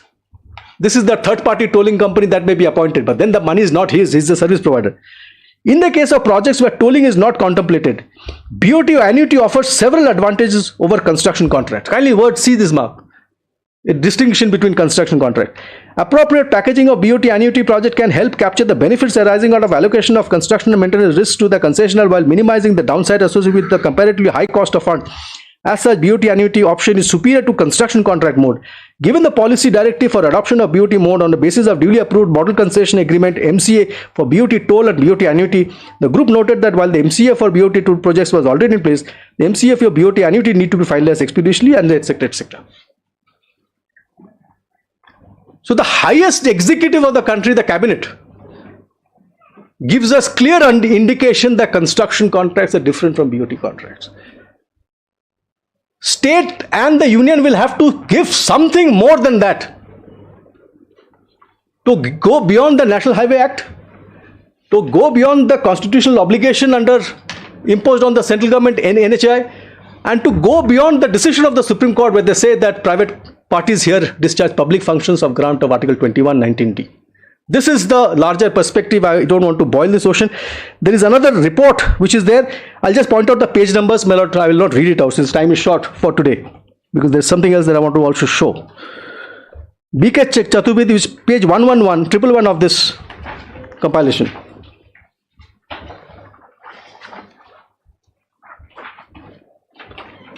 This is a 2009 report. Lord sees that, page 111. In this meeting, kindly see who are the people that were sitting. B.K. Chaturvedi, Member Planning Commission, Ashok Chawla, Finance and Secretary, this one the Ministry of Finance, Shushma Nath, Secretary Expenditure, Ministry of Finance, Brahmadat, Secretary RT&H, Vinny Mahajan, JS, PMO. So the highest echelon that was there.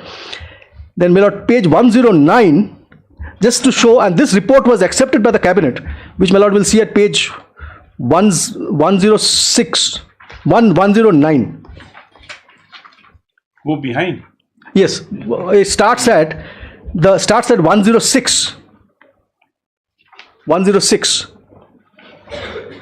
Where the Ministry of Road Transport says that we have accepted this committee's report. Memorandum. Yes, office memorandum. The understanding is directed to convey the approval of the competent authority for acceptance of the recommendation contained in the report of the B.K. Chaturvedi Committee on NHDP as constituted by the Prime Minister on 2009, with the proviso that financing plan for 10-11 onwards would be considered by the empowered committee or group of so. So this is an acceptance report. Then this page 109.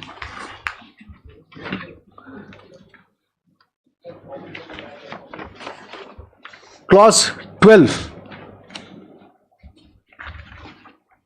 So what I showed earlier was 2005, now this is 2009. Based on the feasibility report, the projects would be tried first on BOT toll, and in case of non-viability, poor response, the same would be shifted to BOT annuity, failing which on EPC. EPC is the construction mode. So once again, it reiterates it. I want to show something very interesting at page 119.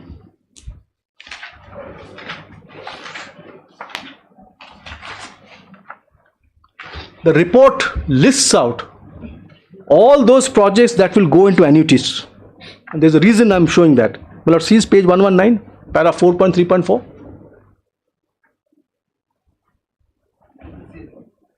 Let's see that. The details of phase-wise total annuity payment is provided below. My lord, in this table, last line is J&K. Just before that, my lord, will see SARDP-NE. Yes. Now, if my lord takes page 328 of my writ petition,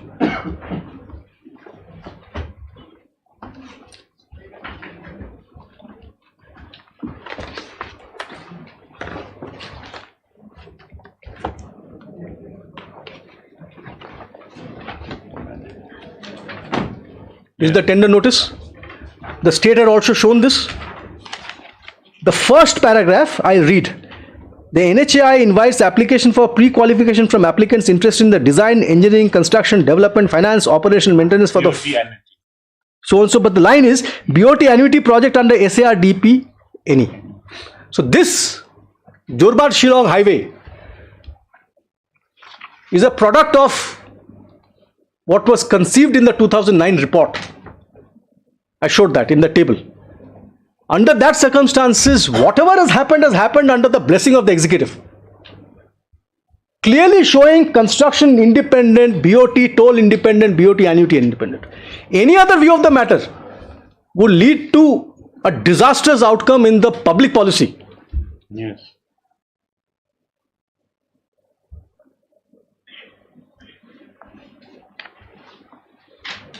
Now, on the aspect of regulating, that I do regulate under my concession at the cost of being repetitive, kindly have page 302 of my petition, so that there should be no ambiguity, no doubt whatsoever in terms of what my scope was and what I was entitled to do.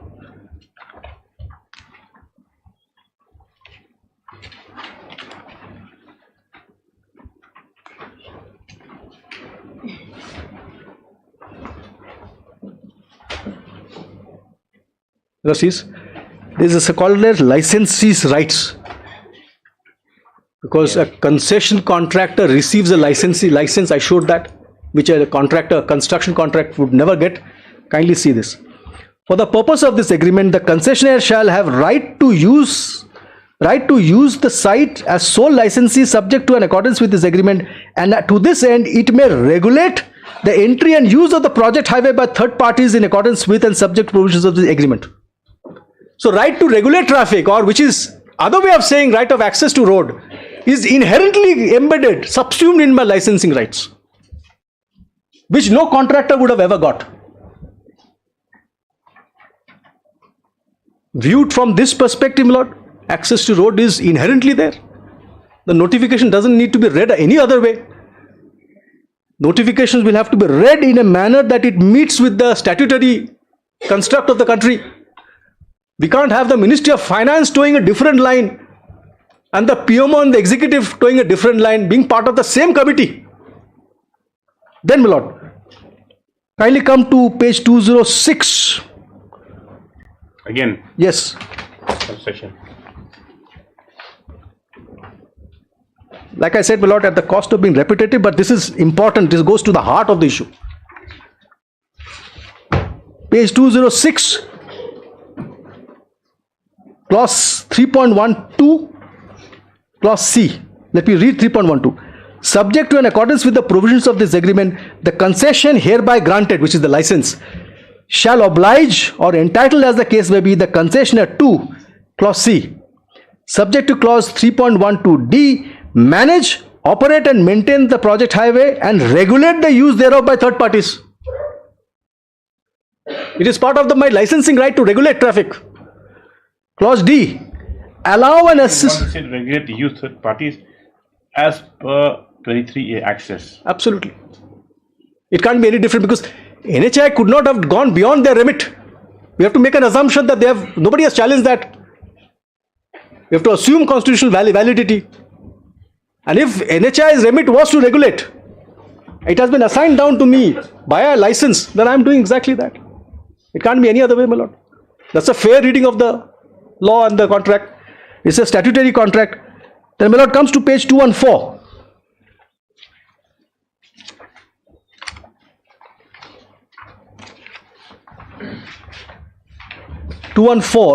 Is obligations of the authority in NHI. Yeah. 6.1.2. The authority agrees to provide support to the concessionaire and undertakes to observe, comply with and perform subject to and in accordance with the provisions of this agreement and the applicable laws the following. Kindly see clause D. Make best endeavors to procure that no local tax, toll or charge is levied or imposed on the use or whole of any part of the project highway, and then subject to and in accordance with the applicable laws, grant to the concessionaire the authority to regulate the traffic for the project highway.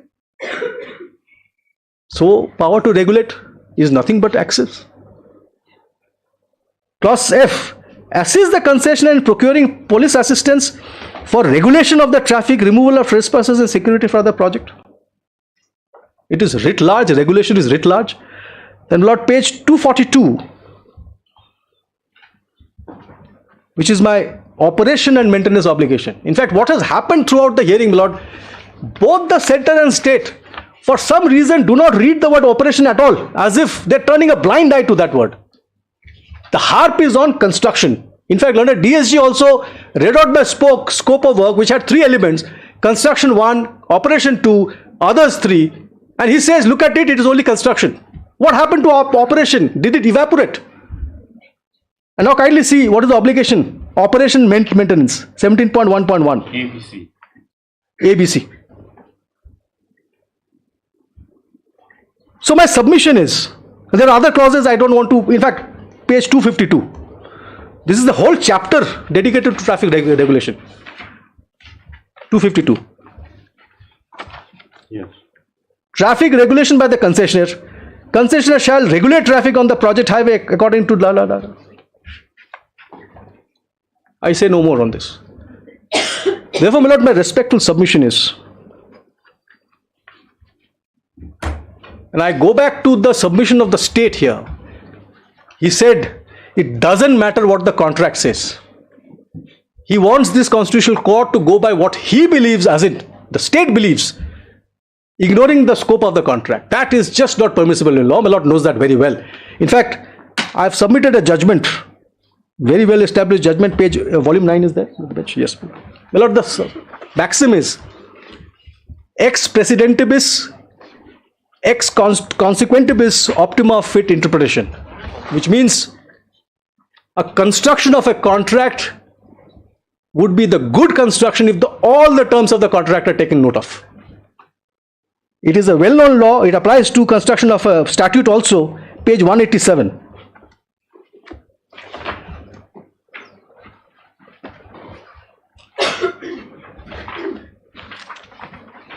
My lord has that?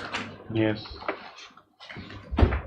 Prabhash Chandra Dalui versus Bishwanath Banerjee. It's a judgment of 1989. May I request speller to come to page 192, para 10.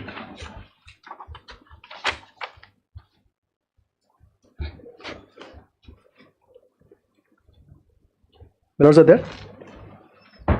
Yes. Ex presidentibus et consequentibus optima fit interpretation. The best interpretation is made from the context. Every contract is to be construed with reference to its object and the whole of its term. The whole context must be considered to ascertain the intention of the parties.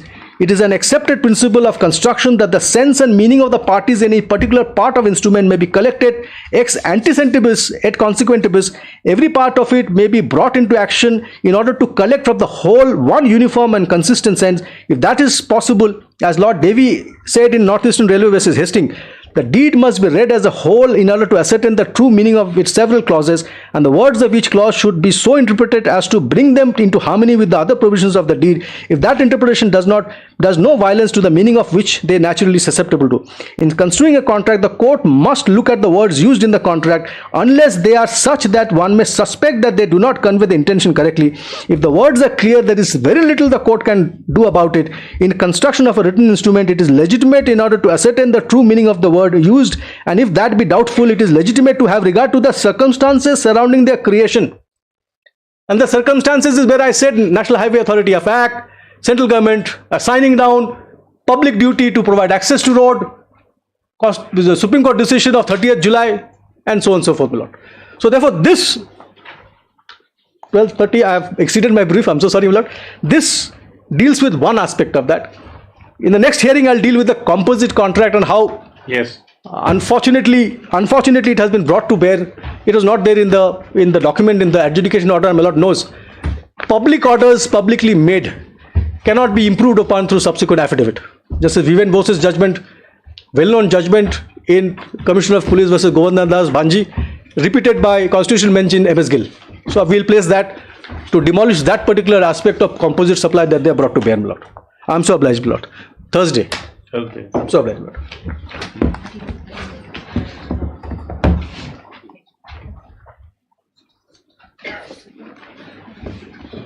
How long will it take on the 14th? I'll take another 1 hour at least. It's another matter. She just alerted us that the 6 matters on the 14th. No, let me take a chance because it's not that I'll complete. Might take some time.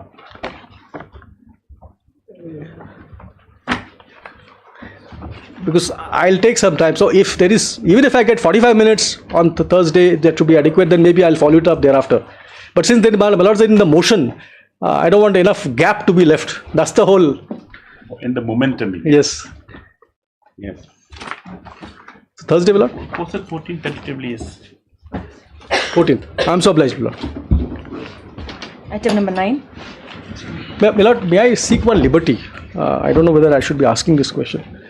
Lords, have made extensive marking on these compilations. If I give a fresh compilation, single compilation, that may be difficult to remark, etc. Would it be possible for the court officer to share the marked compilation so that we can tag it into one compilation? I think, even if we give another compilation, it contains some substance, the same thing, it will not be of much assistance unless you've given a digital format. No, digital we will give. Yes, you give digital we will give. Then I don't need to make a single compilation. Then I give digital of all the 10 volumes. Yes. Very. Rendering the judgment will be easier. Very good. And my lord, may also in today's hearing, my lord, may record I made a submission on their contemptuous action of the state. I'll file an affidavit to that effect. The hearing is inconclusive. It will continue on the 14th of August. Mr. S. Goyal, Senior Counsel, has also brought to the notice of the court that in spite of interim orders which are operating, certain actions have been taken with regard to the recovery of tax of substantial amount, 3.28 crores. 3.28 crores from the petitioner. So it permitted to bring the same on record, maybe affidavit before the next date. Very good. I'm so obliged, I'm so obliged.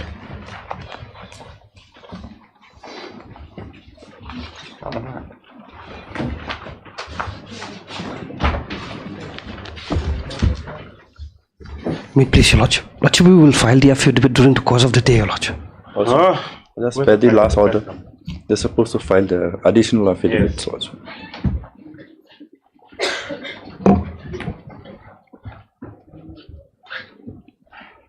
Letter dated 1/9/2023. That is the letter which they wanted to place. Yes. 1 week's time. With the SPM submits that the affidavit as allowed by this court will be filed in the course of the day. Yes, list thereafter. After 2 weeks, yes. Highly obliged, Lordship. No, you need to file reply. I think forwarding on report.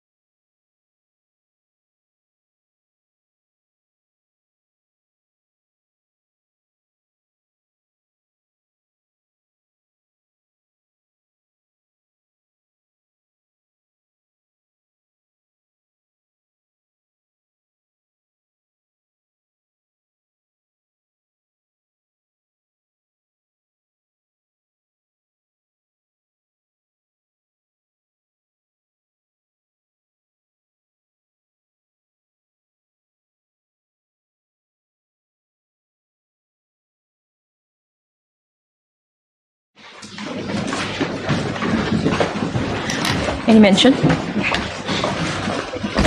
May it please, my lords. Lordships, I beg to make a mention of a pending matter for urgent listing tomorrow, Lordships. Lordships, it seems in this particular matter, Lordship, we are for the respondent MPSC. The petitioner had instituted a simultaneous case before the National Commission of Scheduled Castes on the same subject matter, Lordships. Which case is this? Lakhan Prasad, Lordship. This is WPC number 96 of 2025, Lordships. Today? Is it today? No, Lordships. This matter is listed on the 28th, Lordship. I'm praying if it may be listed tomorrow, Lordships. Or you all have to do some hearings first before you get urgent matters. Lordships. Yes. Tomorrow? Tomorrow, Lordships. Highly obliged, Lordship. Yes. May I please, Your Lordship? May I please, Your Lordship? I beg to mention item number 65, Lordship. Due to personal difficulties, Lordship, after 2 weeks, Lordship. Number? 65, Lordship. Due to? Personal difficulties, Lordship. I have no issue. Okay, 2 weeks. Yes, make it quick. I will, Lordship. Lordship, I beg to mention item number 54, Lordship. Yes, Dr. Monica. I have no issue for district council. Yes. Mr. Changres was here? Yes, Your Lordship. Yes. Obliged. Your Lordship, I beg to mention item number 52. The conducting council have some personal difficulties. 52 is Mr. Shilla. No, Your Lordship, ML Nongpure. Your Lordship, 52, 51 and 50 are regarding the VEC in Sobribari, Your Lordship. We have Take it stated... up. Where's Mr. Nongpure? He's in court. division, yes. We'll take up a 250. Yes. Yes, Lordship. You're ready with the, he's ready with the matter? Yes. 50, 51? 51? 50, 51 and 52, Your Lordship. 50. Yes. You call him? So we are Yes, what is the problem? We need 1 week time MS Cloud to... ready? Lordship. Your Lordship, here nothing remains, Your Lordship, because the Yes. prayer has already been We addressed. want to file a rejoinder Rejoinder affidavit to what? This is for only the hearing item stage. 50. 50, Your Lordship, 50. Yes, sir. Your Lordship, here the verification process has already been concluded. Their prayer was to verify the job card list, Your Lordship. You'll let him come later on. It's objection to adjournment. You can't adjourn it, okay? Yes. Yes. If the objection will be called out. May it please, Lordship. Your Lordship, I beg to mention item number 53. Why is this matter pending like this now? Your Lordship, today I'm praying for some accommodation, my Lord. Where's the petitioner?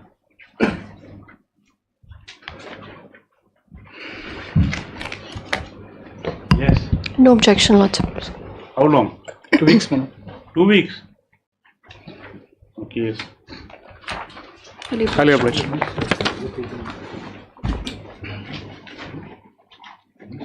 May I please, Your Lordship? I beg to mention item number 64.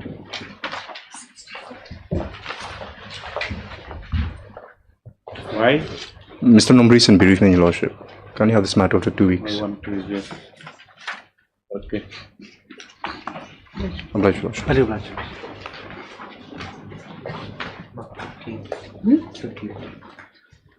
Lordship, I beg to mention item number 58. Mr. S. Pandey is not well today. Not well? Yes. Okay, 2 weeks. Obliged. Supplementary list item number 1.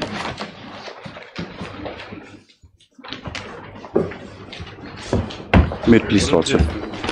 Lordship, this is a land acquisition matter, Lordship, and this is the second round of litigation, Lordship.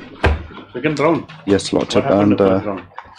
Lordship, kindly see Annexure 8, Lordship, page 56. This is the last order, the order which was passed in the first round of litigation, Lordship. This order dated 8/08/2024, Lordship. Yes.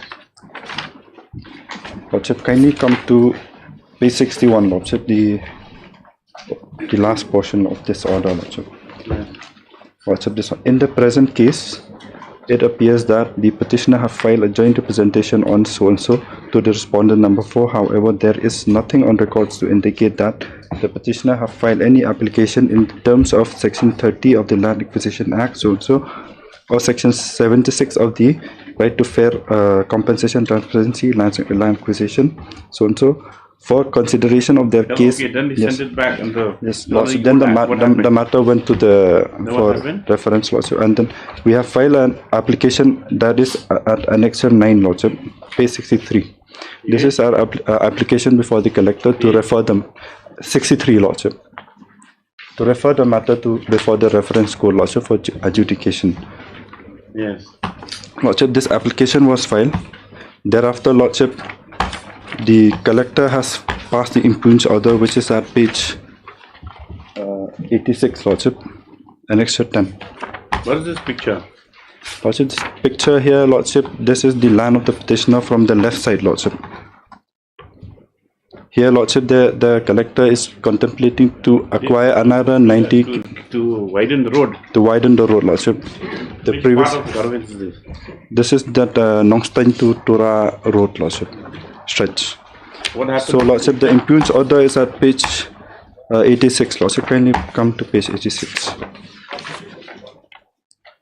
4 applications were filed, Lordship, but the application were disposed of by this one order, Lordship, common order.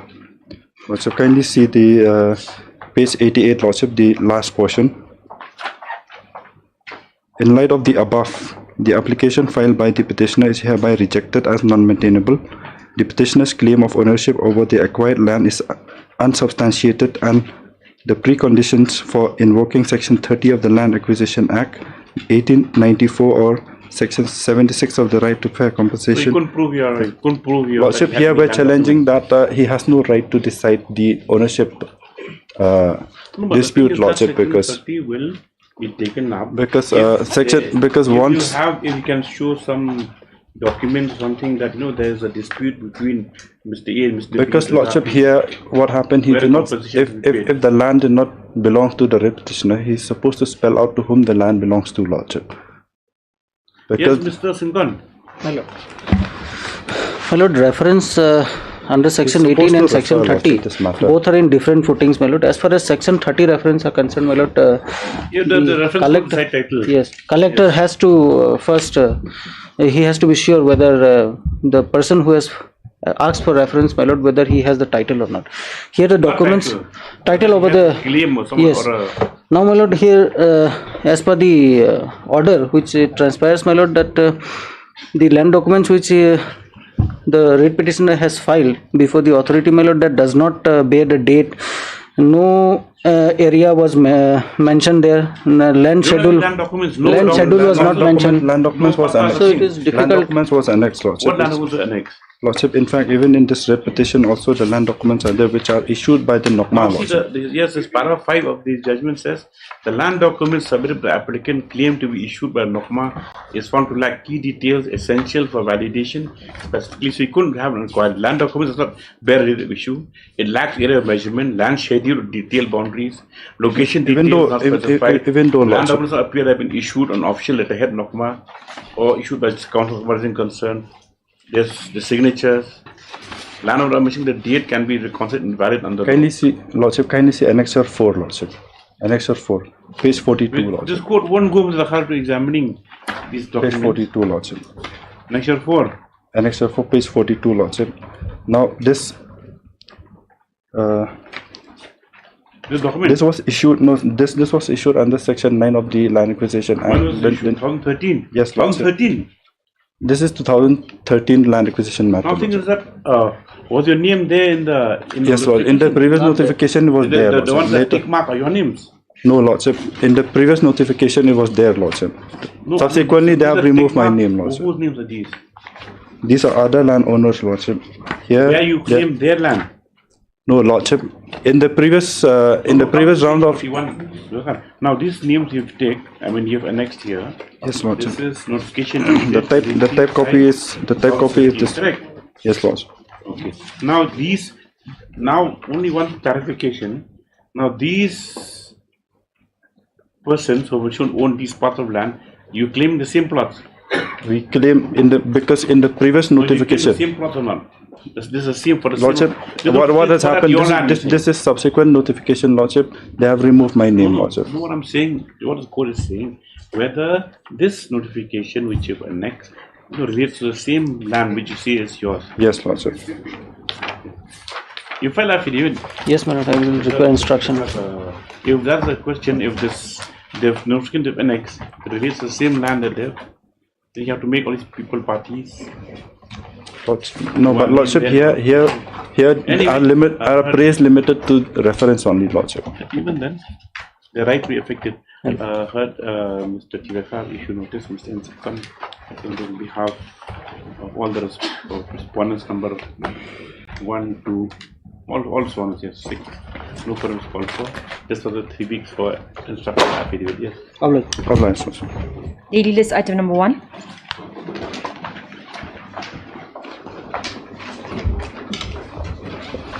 This again is that land acquisition matter. Got instructions? My lord, of course, the issue of alternative remedy is here, my lord.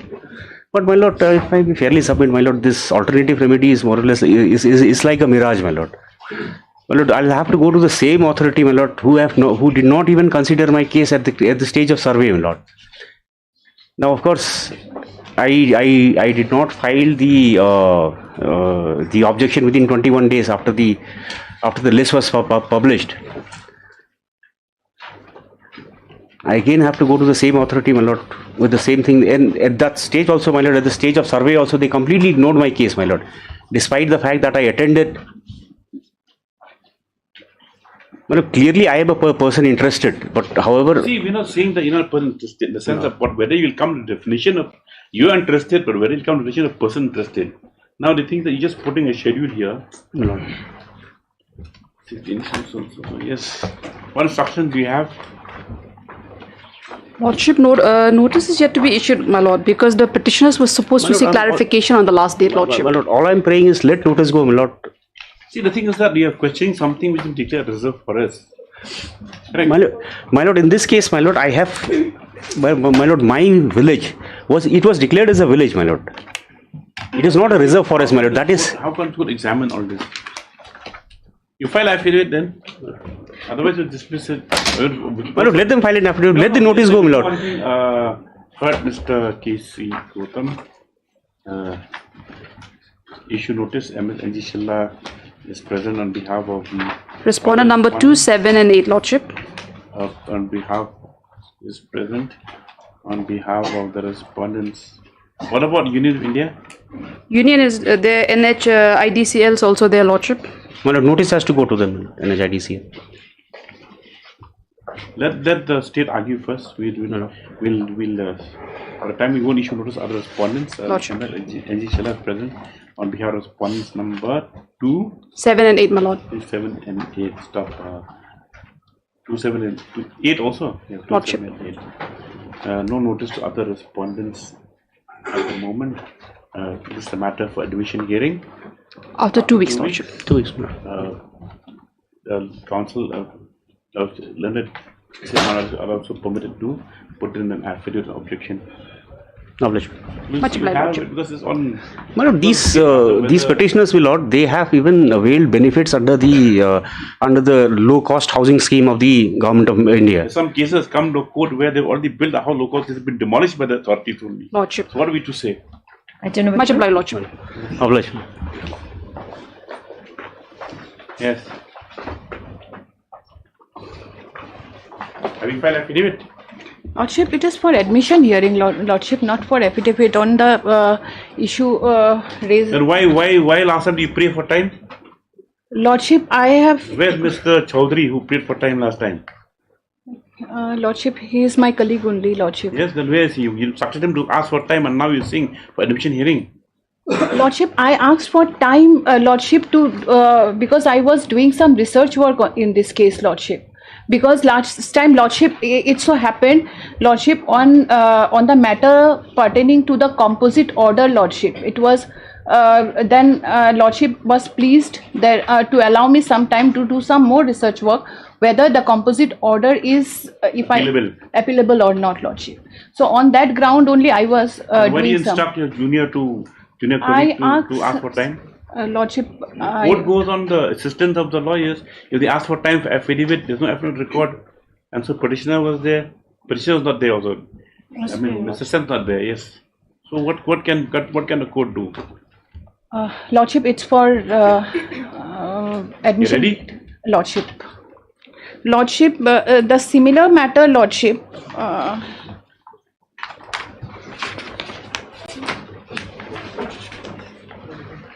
I am supplying the judgment copy, Lordship. You're not going to file affidavit. We have to recall this order first then. So today when the matter is called out, MSP will submit that the matter be first heard on the point of law. The point of law. Admission. Yes, accordingly listed after 1 week. Yes. There is the interim order. Lordship, I have already filed my affidavit to challenge the maintainability, Lordship. There is an interim order. 1 week. Interim order continues next week. Item number 3.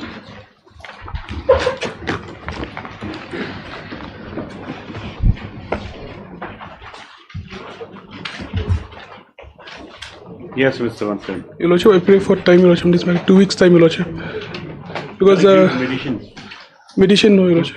For what 2 weeks time? Your Lordship, the Sir Sen who's supposed to appear in ma'am's place, Your Lordship, he's due to personal difficulties, you can come to court, Your Lordship. No objection. What is for admission? Admission, Your Lordship. Admission, yes. As the conducting counsel says to be indisposed. Yes. Obliged. Item number 4.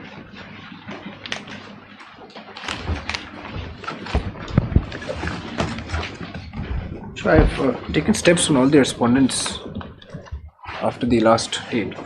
Lordship, I'm entering appearance on behalf of respondent number 1 and 2. Lokoyukta.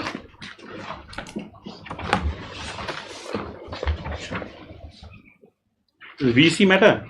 This was the issue of jurisdiction of VC over VC members by Lokoyukta. So what do you propose to do? Your Lordship, we may allow some time to file our response. File because your earlier predecessor has given you've gone against the order of the predecessor. True, Your Lordship, but my instruction is that, my Lord, since they have raised certain allegation towards the VEC, saying that the VEC is not the public authority, so we may allow to file an affidavit, my Lord. I'll file an affidavit for the remaining respondents.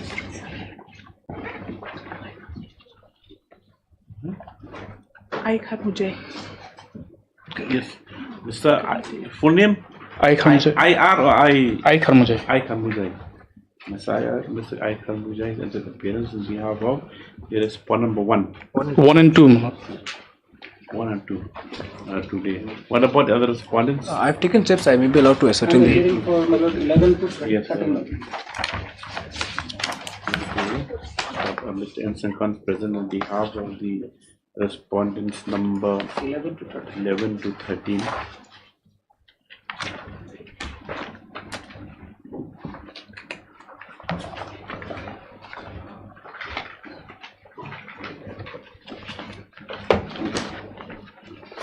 And those steps have been taken. Remaining respondents, the service report is yet to be received. I'll ascertain the service and file that. Just after? Madam, may come after 2 weeks now. For affidavit and for service report on the remaining respondents. The counsel persons are permitted to obtain status and file service affidavit for the next day.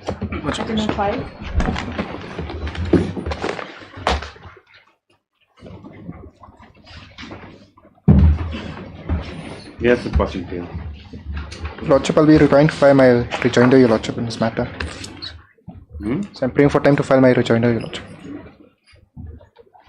Lordship, matters already is already in fluctuates, Lordship. Then file rejoinder to satisfaction. Yes, Mr. Pasani prays for 2 weeks time file rejoinder. Is there after and so on. 6. Please, my lords. Lordship, I'll be filing affidavit in the course of the day. Where's the petitioner? Number 6. Yes. Oh, I'm sorry. For whose benefit you are filing affidavit? Lordship, these are the contempt matters for the trading license. Lordship, we have prepared the misapplications as per the what fell from the Honorable Court on the last occasion. Only one clarification, Lordship, that whether the miscase will be filed in the disposed of writ or in the contempt. We had filed it in the disposed of writ, Lordship. I'm taking for 2 weeks time to file it because there are 41 applications. Kindly have it after 2 weeks. List the matters of the 2 weeks on the career conference. Much obliged. 47.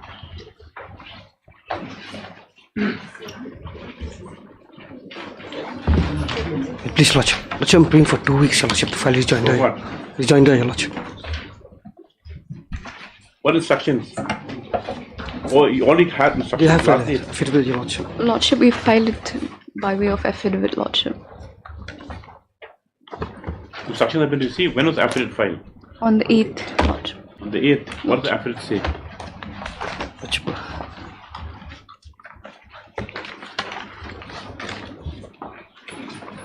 As you see, we might ask for personal appearance. They'll never file affidavit on time.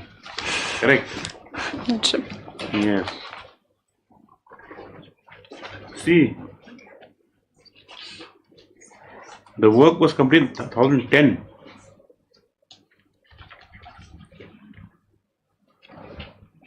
The invitation expired in 2013.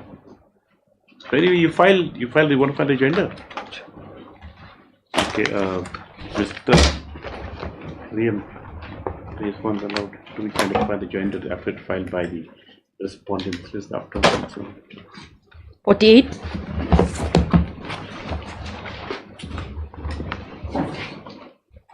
Lordship, rejoinder, Your Lordship. My lord, this is a matter, my lord, if I may. It's a covered matter, my lord. Over here, there is a contractual dispute. They were supposed to supply. There is a judgment of this court also. There is a judgment of this court, and there is a judgment of the division bench in the same matter, upholding it. What joinder you wanted? As per instructions, Your Lordship. My lord, What instructions? Senior, Your Lordship. From senior or from clients? No, Your Lordship, not from clients. Lordship, from senior colleague, Your Lordship. From senior? Senior colleague, Your Lordship. My lord, page Who's 1. Senior colleague, Mr. Thapa? Where is he? We'll finish the matter now. Lordship, they were on legs before courtroom number 1, Your Lordship. My lord, page 130. Objecting to, we don't want you to rejoinder. You want to finish up the matter now only. My lord, because there is an arbitration clause, we both are bound by a contractual agreement which gives the obligation upon each other, the relationship. Give him the, we'll adjournment 1 week. 1 week, No further adjournments, yes. Mr. SKM allowed 1 week for the time to file the joinder. This matter 1 week expected. Next week the matter should be on board. The affidavit should be on board. Yes. 49. Obliged, my lord.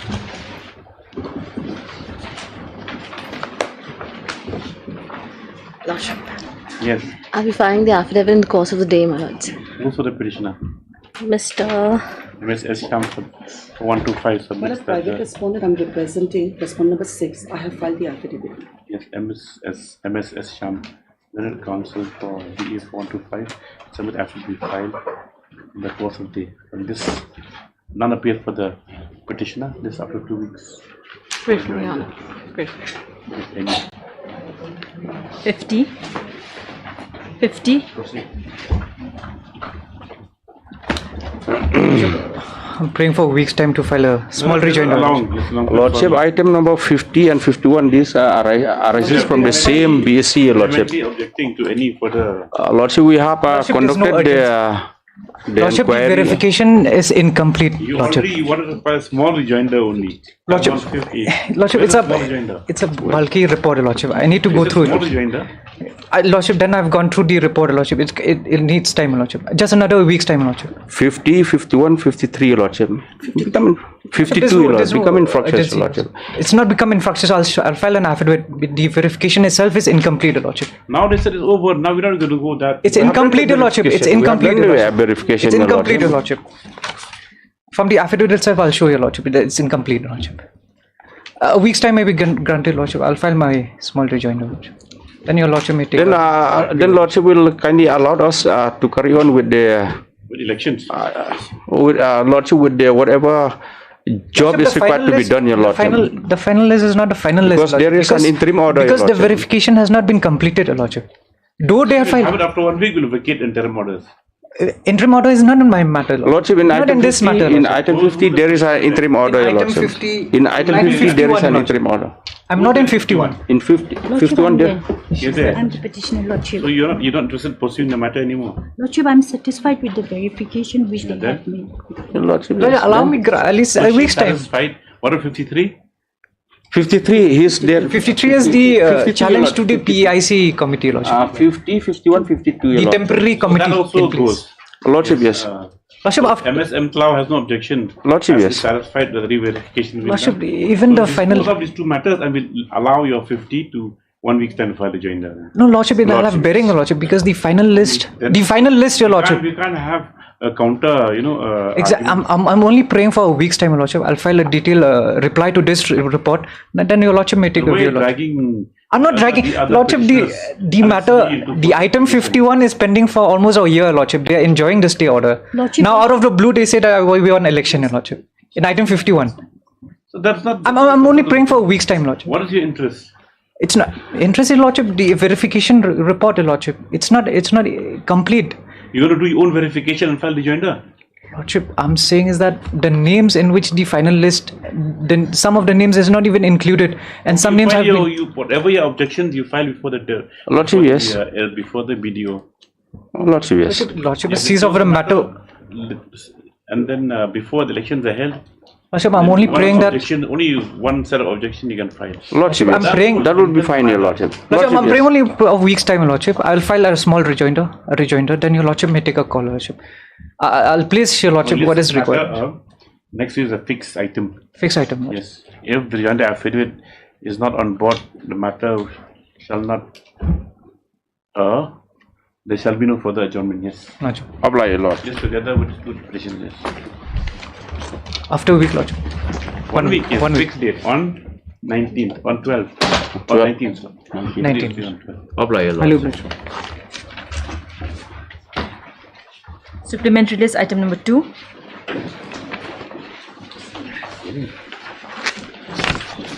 My lord, may I have this matter in the second half, my lord. AG is on legs before the court number 1. Who's all there? All these matters start again. No, better no. Okay. Yes. What other hearings apart from this transfer petition? My lord, this will be 2 to 9. Apart from the transfer matters, any other hearings that are there? Daily list 55. Yes. Then the supplementary, then supplementary a report. Supplementary, then a report. 55. But they'll have to wait after the transfer matters. 55. This is a matter, lordship will see the last order, my lord. This matter has been heard. This is regarding that, my lord, increments. This matter has been heard. Only my learned friend wanted to get certain clarifications, my lord. It's a very brief matter, my lord, very short. I can refresh. 5 minutes. First, we'll court rise now to commence but to hear the other transfer matters. The rest of the matters will adjourn to after 1 week. Obliged. Yes. Item number 56. Give me a short date. Yes. Kindly give me a short date. 1 week. Obliged. Transfer matters, the request of counsel post after 1 week. We'll take up transfer matters at 2:15. Lordship, can I just make a small submission, Your Lordship? Items number 59 and 60, Your Lordship, they're connected matters where Your Lordship was pleased to direct regarding the scale of pay of the High Court employees, Your Lordship. Now they have filed an affidavit for reconstituting the committee formed by the government. So we've received that copy. Perhaps it can be fixed next week, Your Lordship. Just after 1 week. Yes. All the other matters will go after 1 week, except for the transfer matters, which is supplementary list. So 59, 60, 62, 63 also, Lordship, because this is a basic matter. 62 and 63. All other matters, Mr. Sheikh. And 61. English, Oblige, Your you Lordship. don't understand. Yes. Oblige, Your Lordship. So will not be called. Next. You won't be called. Next.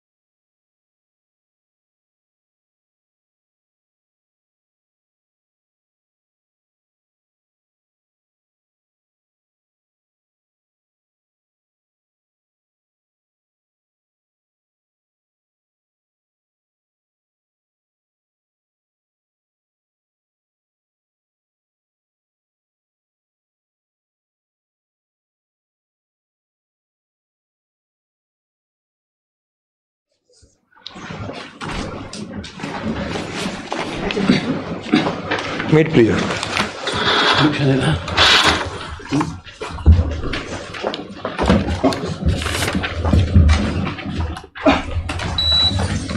Lord, before I take your lordship to the judgment of Komarchan Singh and Melvin judgment, my lord. These are the two judgments which would be relevant for our purposes. But your lordship will see the main petition also. If your lordship will see the main petition, the prayer is, my lord, transfer under section 407 of CRPC, my lord. Transfer from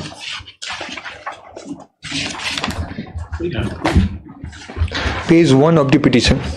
This is I.O. Kumar. Item 3. No? Item 3. Yes, we got your. Yes, my lord. So the transfer has been sought under section 407. Read with section 482 of Criminal Procedure Code. 1 second. Page 1, my lord.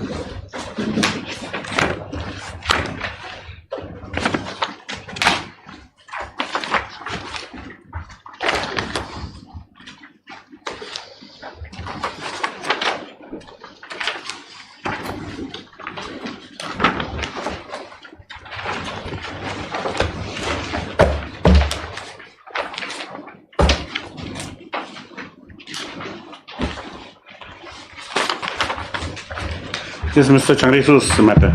Yes, my lord.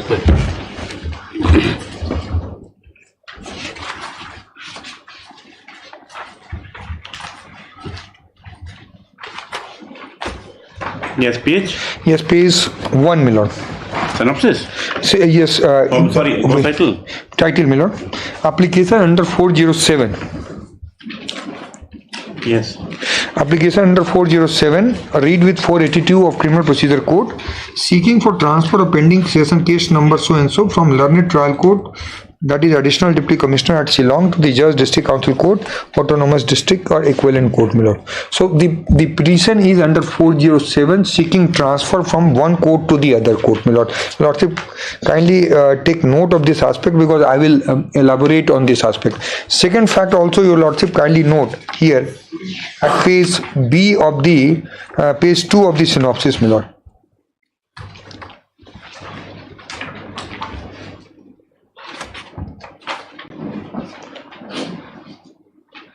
Page 2, second paragraph, my lord.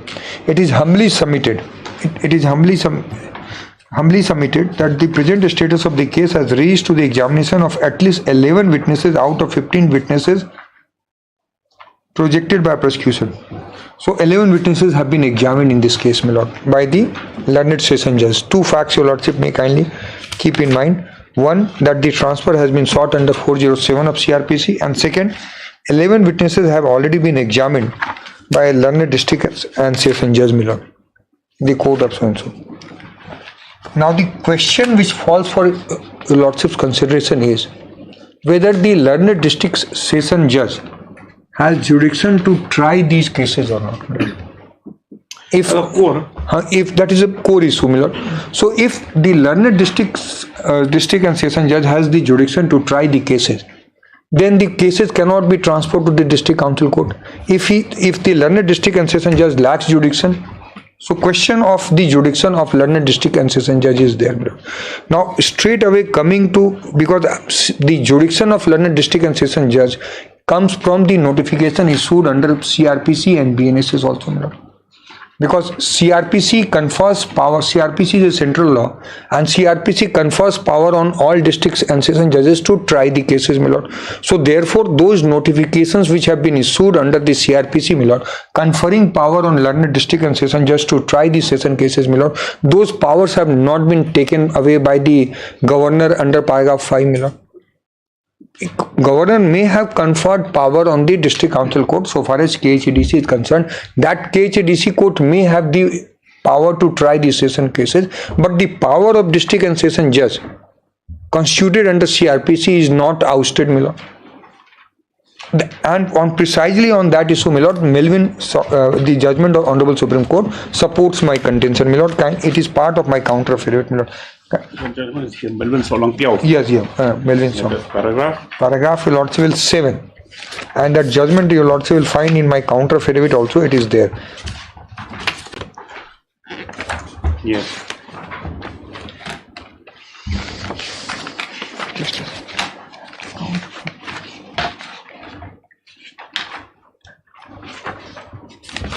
So my first submission is, my lord, that under the CRPC, there is a jurisdiction vested in Yes. in the district and session judge to try the cases, my lord. Yes. The judgments which have been relied, like Komar Chand or Melvin Solang Pio, my lord, the judgments are pre-notification under CRPC, my lord. Meaning? Meaning that there was no notification conferring power on district and session judge to try the cases. Session, they could not have conducted the session trial. Those powers were being conferred on them under the administration of justice rules of Khasi Hills and Jantia, Khasi and Jantia Hills, rules for administration of justice and police in Khasi and Jantia Hills. By virtue of those rules, my lord, district and session judge, we are trying the cases, my lord. Now the issue before your lordship is that once there is a notice. You want to take us to para 7 of para 7, my lord. Yes, lordship will find para because what was the issue in this, my lord? I will hear what was the argument, but issue was that the issue raised by if your lordship will see paragraph 1, a member of Khasi tribe was being tried by the offence punishable under 302 and 201 of code before the session judge Nongstein. Briefly, the case set up by the prosecution is that dead body was found lying on so and so river, and pursuant to which the officer in charge Nongstein was informed FIR was registered by him. Upon investigation, identity of accused was known, was also found to be a member of Khasi tribe with the use of SIM card record from her body. Her calls made, her number was traced. Consequently, accused was arrested and a charge sheet was filed. And case was being committed to trial by court of session so and so, and district and accused was summoned to appear before it. Our parties to the case were both tribals, my lord. The paragraph 3, 4 are quoted, my lord. Now paragraph 4, where the submission of the state government is there, my lord.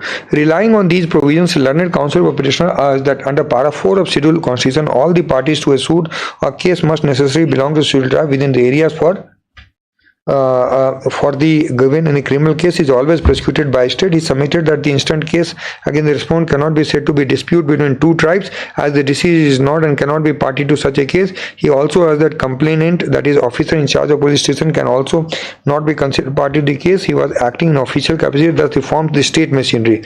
Per contra, learned accused respondent emphasized this argument. Now paragraph 6, my lord, upon hearing the material on record and the arguments advanced to the parties, central issue arises for our consideration is whether the criminal case against the respondent is exclusively trial by district having regard to scheme and language of 4 and 5 of Schedule 6 of the Constitution. 7, my lord, the paragraph, the CRPC provision, which is also irrelevant for our purpose. Before we delve into the provisions of Schedule 6, it is to be noted that session courts before which there 7, paragraph 7 of the 6 was the issue, my lord. 7 of the Melvin judgment. Under 6 schedule. It starts like that, para 7. It starts from para 7 before we delve into. Para 7 is under the. This is the judgment to 2023 SEC 711, my lord. Melvin at the state of Meghalaya versus Melvin Solang Pio. That's it. This is the one that I got print out. No, sorry, my lord, I have got SEC also because that will be better, my lord.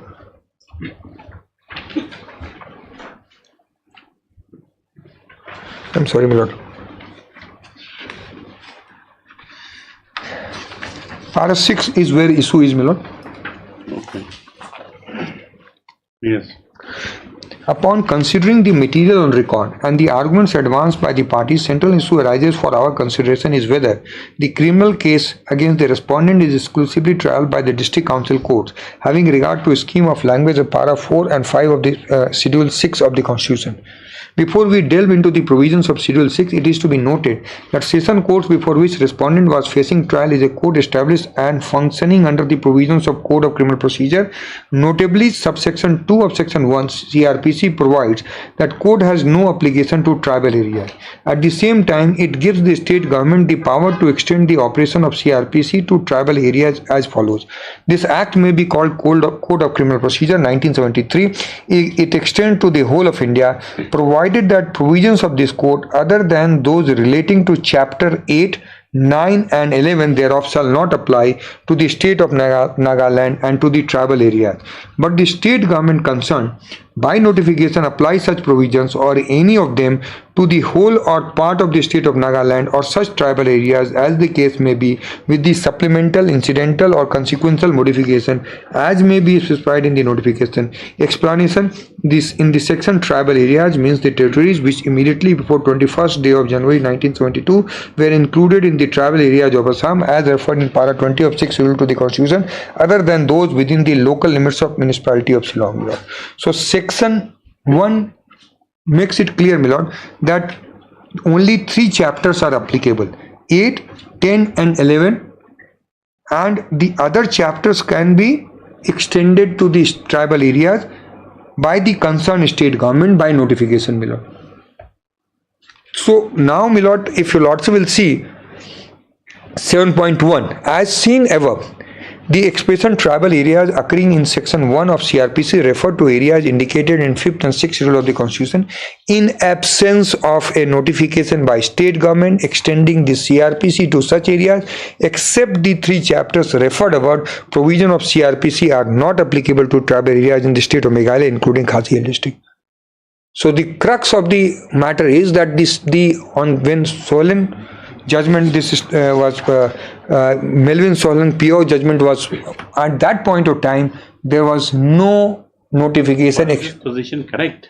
Yes, it was not extended then, my lord. Then why do they say CRPC is only applicable to the limits of the Shillong municipality? No, if that is what your lordship, kindly come back to previous paragraph. That I will read it slowly, and that will make it things very clear, my lord. Para 2, my lord, of previous paragraph 7, where CRPC is quoted, my lord, it extends to the whole of India. Then, my lord, provided that provisions of this code other than those relating to chapter 8, 9 and will not apply. Thereof shall not apply. Except 3 chapters. 3 chapters shall not apply to the state of Nagaland, to the tribal area. So 3 chapters will not apply, my lord. Now, what are these chapters, my lord, which have been dealt? I am sorry because this was not clear earlier, my lord. Will not apply.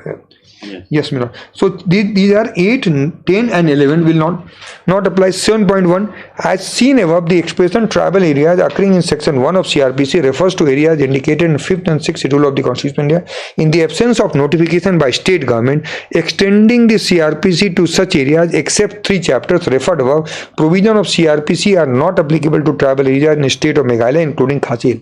So if there is a notification, my lord, that section 2, if I go back to section 2, my lord, it says if tribal areas. Because see, so provided provisions of the code other than those relating to chapter shall not apply to the area. State government essentially except the 3 chapters referred above, the provisions are not applicable. So only 3 chapters will apply, my lord. That if your lordship will see, provided that provision other than those relating to, it extends to whole of India.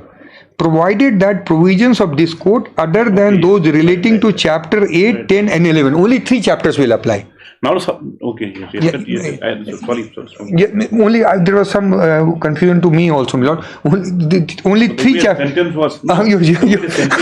Yes, my lord. This was other than those relating to chapter 8, 10, therefore shall not apply. After this, my lord, but the state government concerned may by notification apply such provisions or any of them to whole or any part of the state of Nagaland or to such tribal areas as the case may be, with supplemental, incidental or consequential modification as may be specified in the notification. So if the notification extends state under section 2, state government has been conferred with the power to extend the CRPC, my lord, to tribal areas.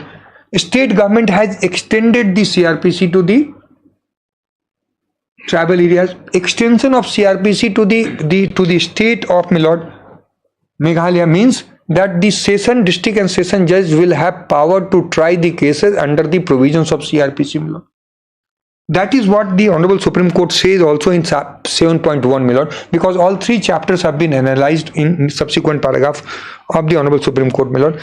As seen above, the expression tribal areas occurring in section 1 of CRPC refer to areas indicated in 5th and 6th schedule of the Constitution in absence of a notification by state government extending the CRP to such area. Yes, constructed. That's all. Yes, that is the problem. Was only three chapters, and 7.2 also makes it further clear, my lord. Here it would be useful to note Chapter 8 CRPC deals with security for keeping peace and good behavior. Chapter 10 deals with maintenance of public order and tranquility, and Chapter 11 deals with the preventive action of the police. Evidently, none of these subjects falling under Chapter 8, 10 and 11 are relevant for the purpose of deciding the matter. Trial for the Court of Session falls under Chapter 18 CRPC, which does not apply to tribal areas in question. So Chapter 18 now is applicable to the state of Meghalaya, my lord. Yes. So therefore this judgment, my lord, supports my contention that once CRPC is extended, my lord, the district and session judge is the competent authority to try the cases, my lord.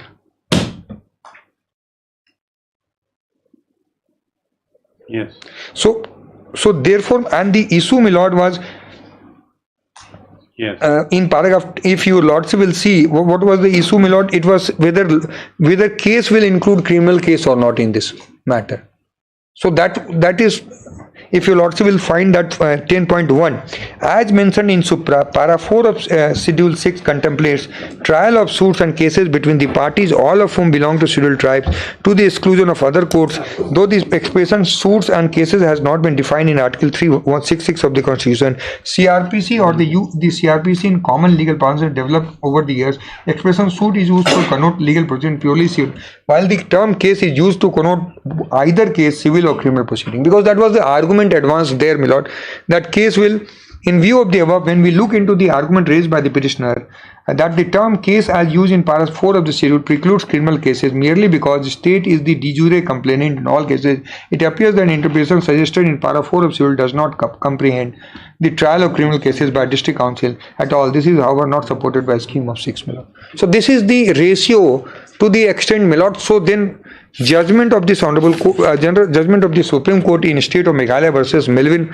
Solang PO, my lord, this judgment supports that once CRPC is extended, my lord, the question of the session judge getting denuded of its power to try does not arise, my lord. This is the entire case, and this case is based on the premise, my lord, that CRPC was not extended to the state of Meghalaya, my lord.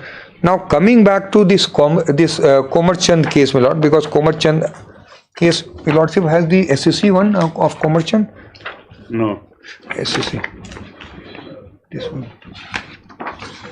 This.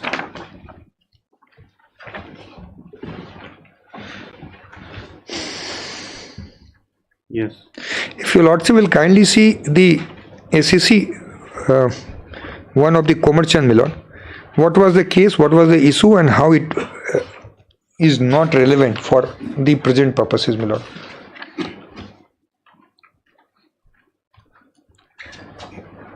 A somewhat novel and audacious ground has been urged in this appeal. The appellant asserts that district and session judge who conducted the criminal trial and convicted the appellant and sentenced him to life imprisonment plainly did not have the authority to take up the trial or adjudicate the matter. That was as a result of this frontal act before. Because the notification came during the pendency of this case. Right? This pendency of this case. Now you say so long period of suppose the judgment. Because the notification came and this judgment is not relying on my notification to hold that the district and session judge was having power. Yeah. So because, my lord, if notification would not have, if there was no power, it would not have conferred the power on district and session judge. That was independent, because that power was under the paragraph 5, my lord. That is here it is a clear-cut case of, my lord, notification under CRPC. Chapter 18. Yes, my lord. Now, if you lordship will see, because I have to show what was the finding and what is the ratio of this judgment. Yes. Criminal trial, my lord. Now, paragraph 3. Before coming to the nature and objection taken by the appellant as to jurisdiction of trial court in the case, the special feature of the state must be adverted to, except for a small pocket in the capital city of state, which was known as the European ward in Ceylon. The rest of the state is regarded as tribal land. Khasi and Jantial tribe occupy the central and eastern part of the state, and where is the western part of the Garo tribes. Accordingly, there are 3 distinct autonomous hill councils. Autonomy of district council and independent court structure under them is provided for in the 6th schedule to the Constitution of India. 6th schedule to the Constitution was designated on the basis of recommendation of Gopinath Bartoloi committee set up by Constituent Assembly. The discussion in the course of the Constituent Assembly debate reveals the history from the British time, when some of the regions of the northeast were described as backward areas and other as partly backward areas, and Montague Chelmsford later rechristened less excluded and partly excluded areas. In essence, the 6th schedule mandates that tribes would be governed by their laws, custom and uses, and disputes between them would also be resolved by village elders or courts set up by the tribal councils, except in respect of certain class of matters. Indeed, for the present purpose, paragraph 4 and 5 of the 6th schedule to the Constitution are of some relevance. For the purpose for the present discussion, paragraph 4 and 5 of 5, 2 and 6 may be noticed, my lord. Administration of justice in autonomous district and autonomous region. The regional council for an autonomous region in respect of area in which within such region, and the district council for autonomous district in respect of areas within the district other than those which are under the authority of regional council, if any, within the district, may constitute village councils or court for trial of suits and cases between the parties, all of whom belongs to scheduled tribe within the such areas, other than suits and cases provided in subparagraph 5.1. So, my lord, from reading of this is that those cases which fall in paragraph 5.1, for that, my lord, the district council may not have the jurisdiction unless it is conferred, my lord, and to the exclusion of any court to the exclusion, my lord, to the exclusion of any court in the state, and may appoint suitable person to be members of such village council, so and so. So, cases where, my lord, 5.1 is applicable, 5.1 is not applicable, district council courts have the exclusive jurisdiction, my lord. No other courts, because to the exclusion of any court. So this power cannot be taken away, because if the cases which are falling under this category, my lord, other than 5.1, it will be exclusively tried by the district council court, my lord. Now 5. Conferment of power under Civil Procedure Code and Code of Criminal Procedure 1989 on the regional and district council, on certain courts and officers for trial of certain suits and cases and offences. Kindly see the title also. Title is also says conferment of power under CPC, CRPC on the regional and district council and on certain courts and officers.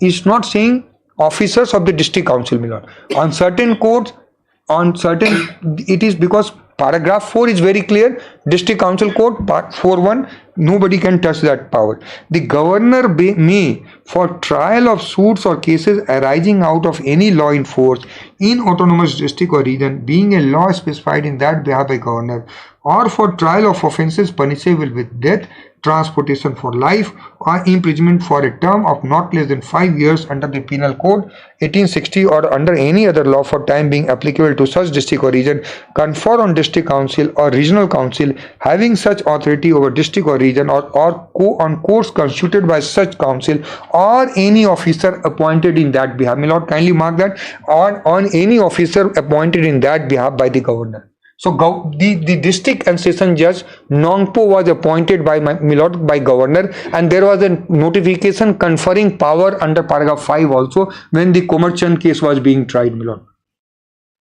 Such power under Civil Procedure Code, or as the case may be of Code of Criminal Procedure, as he deems appropriate, and thereupon said council, court or officer shall try the suit and cases offences in exercise of power. So in my humble submission, my lord, 5.1 has got 3 components. One, that the governor has power to confer power on the district council court, the courts appointed by it, or the officer appointed by the honorable governor. the Honorable Governor has power to extend, because trial will be by CRPC only. If your Lordship will see. No, because still now is my personal designator. Yeah. That is the thing for all individual. No, because now here, no, earlier it was by person designator. It could have been but later on, because of the lapse on the part of the government itself. Correct. Actually, it says person. Any officer or person, it has to be person. Earlier it was designated by person, like Mr. So and so. Yes, I have seen, my lord. But I failed to understand. I failed to understand, my lord, because it's the sections, the power says it can be on the courts established by district council also. So if there is a district council, court has been established by district council, that power could have been conferred on the court itself. Because it uses all disjunction is there, my lord. If your lordship will think that, I could not understand what was the practice, why it was being followed. But to my understanding, my lord, under any other time being applicable to such district or region, confer on district council, my lord. Yes. Conferment could have been on district council also, my lord, or on the regional council, or over such district, or on courts constituted by, my lord, kindly see, on courts also it could have been by rivers, or on any office. There must be a logic behind this, the action appointing the person designator, because there must be some other. So that I tried to find out, because there are 3 sets of persons which are named in paragraph 5. One, conferment on district council, or on the court constituted by district council, or any officer appointed by the governor, appointed on behalf of governor, my lord. On that behalf. On that. What does that behalf mean specifically to try his case in the paragraph 5? Yes. So you mean to say that maybe that no power in the district council court also, only the officers. Earlier that is my submission is not. In fact, my submission is not this. In July till date, the judge has not been. No, I'm not on. I'm the only on the basic interpretation of paragraph 5, my lord, because paragraph 5 is very interesting. In fact, is a new dimension. You see, and I argued. Might be wrong. The thing that you've just summarized just now, having applicable also on such district or region, or on courts constituted by such district council, so the governor has the liberty to invest these powers with a district council court. Yes, my lord. Without naming person. Without naming. Number 1. Yes. Number 2, a pick-up officer. Yes. Upon that behalf, who is specifically notified for that behalf. Yes, my lord. So now, if you read that now in interpretation, that means that these officers appointed all along, who have been given by name, now by court, right? By name. Yes, my lord. By name, that means is a second instance that you don't consider probably, and they will fall under the fact that they are judges of the council. They are appointed by person. But what Mr. Digdo says is correct also. Suppose the judge is manning a post, he doesn't seem fit. So then, cases of life, transportation. Yes. That is what. Yes, your lordship is right. That is, Mr. Dingdo is right. Yes, Mr. Dingdo is right, my lord. On consideration on that consideration, maybe we'll not give him. We'll give. Yes, I will give to B. A is not fit. Had argued that matter which came up before Justice Maheshwari. That's also before the Supreme Court. Which matter? I'm the counsel in that. You are the counsel. I'm the counsel. I know everything, my lord. Now, that is. I got it the appeal admitted, my lord. So I was lawyer of KJDC, my lord. Now in that sow-dolling matter. That is but that was by the judicial officer, because strictures have been passed against them. Now this matter has been tagged along with Kumar. Now that is, I don't know why this matter got. I'm just pointing out. I know. I've seen this judgment, my lord. I will place that judgment also, my lord. I've seen it. The judge of the District Council Court then is incompetent to try these cases. Yes. All right. So the District Council has filed an appeal against this particular judgment also. That has been tagged along with commercial. But a different footing altogether. Different footing, but will also why the District Council has filed an appeal in commercial. Basically, because the District Council was never a party in that case. So we applied for leave to file appeal, my lord, SLP, in that matter, and we got the leave. Very interesting, because that's the thing. Because see, what we are sitting here today is not to debate on commerce. Actually, it's for Advocate General to satisfy the court. Yes, and, these cases which are pending now can be decided independent of the commercial. That is what I am trying. That is what my endeavor is. It's come out very interesting because on any other officer, so now why should they pick? And if it's on district council court, then it should be blanket. Yeah, it should be blanket. Then so I am that answer I don't have because I that and today also because law department, unfortunately law department now today also the law department is conferring power of the under the district and they don't consult me. What do I do? How much I can see, my lord? I see notification conferring power of the under the district administration of justice rule on district and session judge. Where is the occasion now? But in all this discussion and all this argument, they sit in their chamber, they pass the orders. Now 5-3 has been forgotten. I'll just 5-3. I will. What does 5-3 say? I will give everything. I will give everything because I am just distinguishing what is commercial. Now kindly see, I am only 5-2, my lord, 5-1, my lord. I was on 5-1. I will place everything because I have to assist whatever verdict we have. That's the interesting point. Never occurred to me before. Yeah, no, this is rightly so, my lord. I when I saw why there was a scope under the act which you could have conferred on the, but Lordship has rightly said that probably the officers may not be competent. Therefore, person was being named or designated by. There are 2-3 officers. No, you see, it was taken as a given that conferred powers should be by name, personal designator. Oh, yes. So when we started hearing, I said, then when you read it again, yes, my lord, or any officer, then on the, you see. And this judgment is on that aspect only. This commercial judgment is on that aspect only, my lord. Commercial judgment is on that aspect only. Later on, the Chief Justice had dealt with this aspect, my lord. This aspect has been dealt by the Chief Justice, my lord, and correctly so. But yes.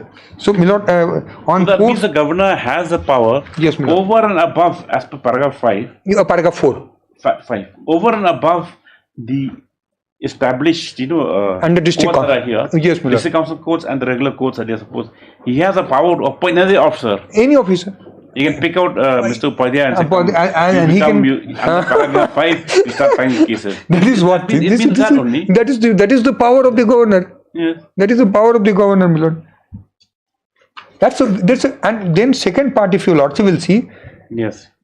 Officer appointed in that have such power under civil CPC or as the case may be criminal procedure. Appoint the officer and confer the power of CPC or CRPC also.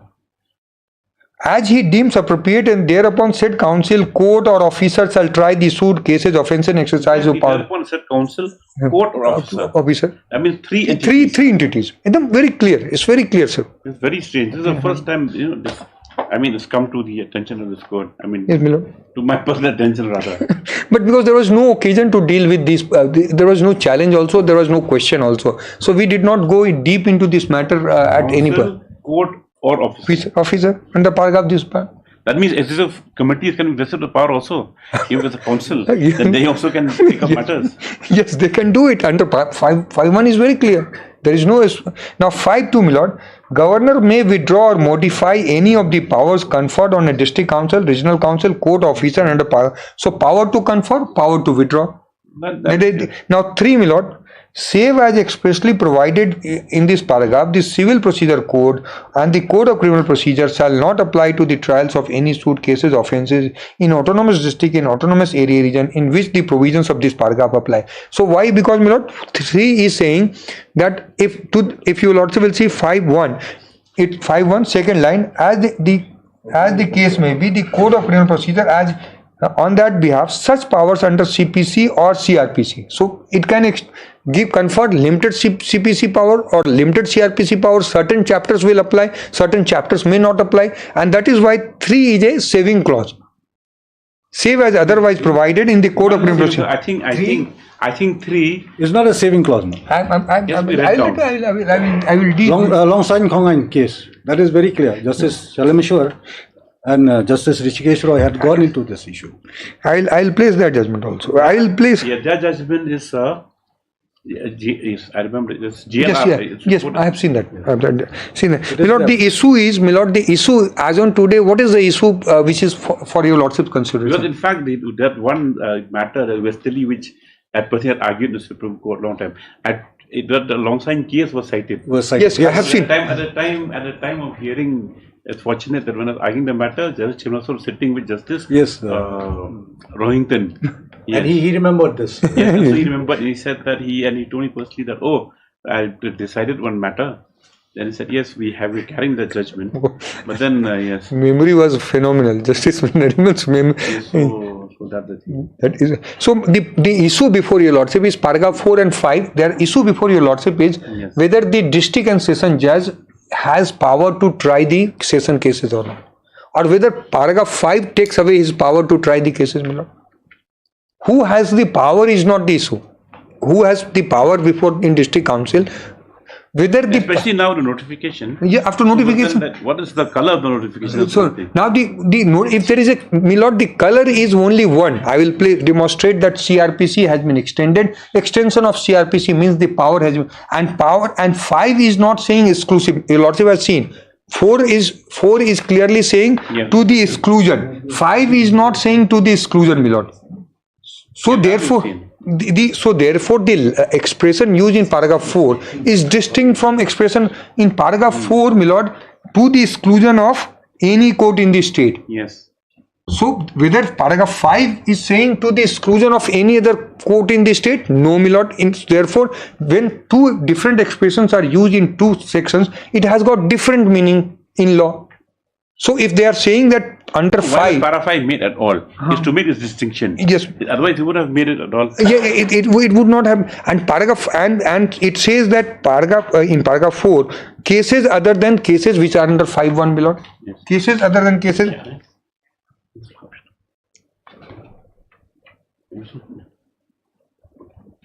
Yes. My lord. Now, after showing, there is 6, my lord, because my first endeavor is that Komarchand has no bearing on the issue before your lordship, because that is my submission. There is no regional council, my lord. These are history 7. Your lordship may kindly come. At the time when the constitution came into effect in the 6th schedule, paragraph 5 thereof provided that neither civil procedure code nor the code of criminal procedure would apply except as expressly provided in such provision. In paragraph 5 of the 6th schedule of the constitution, governor is permitted to confer such power under either code or he deems appropriate. However, prior to the constitution and the 6th schedule therein coming into effect, previous laws of place, including particularly rules of administration of justice and police in Khasi and Gentiles 1937, provided that in criminal matters only spirit of criminal procedure was to apply and not the letter thereof. It must be recorded at this state that history of the administration of justice is same in Garo Hills, but since there is a separate, my lord, we are not concerned with that part, my lord. I omit, my lord. Now in paragraph 8. Paragraph 8 or last line of your lordship, that is also not 8, my lord. Though the 1937 rules are no longer in vogue, a Supreme Court judgment in 1966 3 SCR 830 State of Nagaratana has recognized that for the sake of continuity, said rules continue to have effect. Indeed, upon the state being incorporated by Meghalaya Act, the 1937 rules have been adopted with the effect from February 2nd, 1972. For the purpose of the present discussion, it would be suffice to notice that under Rule 1A of Rule 1937, Governor had the authority to appoint any and additional Deputy Commissioner, either generally or for trial of a particular case or cases pertaining to both civil and criminal matters, and for such purposes, the additional Deputy Commissioner would exercise all or any of the powers of the Deputy Commissioner. In due course, Deputy Commissioners elsewhere in the country came to be recognized as collectors. Now are mostly known as district magistrate, but in the idyllic state in the lap of nature striding 3 hills range, custom continues of Deputy Commissioner heading the district. In Rule 16 of said rules of 1937 stipulated that criminal justice shall be ordinarily administered by the Deputy Commissioner, his assistant and Sardars, Dolois and other chief villages authorities of different communities. However, in terms of Rule 17 of said rules of 1937, only Deputy Commissioner had the authority to pass a sentence of death, transportation, or imprisonment up to the maximum amount provided for the offence and the like. The more serious sentences of death in transportation imprisonment 7 years and more were subject to confirmation by the High Court of Assam. Petty cases were to be taken by Sardar, Dolois and either chief authorities as would be empowered by Deputy Commissioner. An appeal would lie to Deputy Commissioner from any decision assistant. It appears that word assistant in the appeal provision of Rule 21 covered Sardars, Dolois and other chief village authorities in addition to special persons, and the Deputy Commissioner could appoint for taking petty matters. As to the application of the criminal procedure Rule 23 of the said rules of the 1937 recorded, Deputy Commissioner and Assistant shall be guided by spirit of the Code of Criminal Procedure as far as it is applicable to circumstances of the district and consistent with these rules. The order of 1950 cover indicated above both United and Khasi CMC Milord. We are not now 12 is also Milord not relevant. Now 11 is CMC order. Yes. CMC order, but that was CMC order was Milord covering 25 CMs only, Milord. That was because for completeness, Justice Banerjee, because this matter was heard for at length, Milord. Every rule and regulations was placed before. Because Mr. Hansaria showed that matter, if your lordship will see, because it was office report came, there was leave granted, got connected, both the matters got leave granted, Milord. That is, and both are different matters, Milord. We are moving, and once leave is granted, it will take 10 years, Milord. It will take 10 years. List the appeal along with criminal appeal number, counterfeit interim order. And interim order also, Milord. So that both matters, because I was surprised to see that I was lawyer in that case, Milord. In the other matter, I filed the case.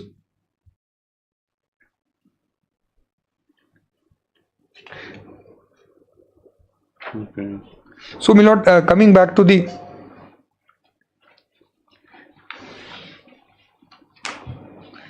paragraph 12, Milord, for completeness, it must be recorded the United Khasi and Jaintia Hill district admission rules came into effect entirely in the Khasi autonomous, including so and so, structure, etc. Everything is dealt with, Milord. Now, 13, Milord.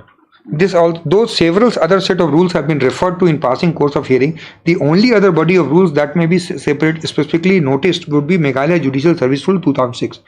Schedule A to such rules refer to post by the name of district and session judge. Qualification for such posts are identical to these necessary for a district and session judge elsewhere.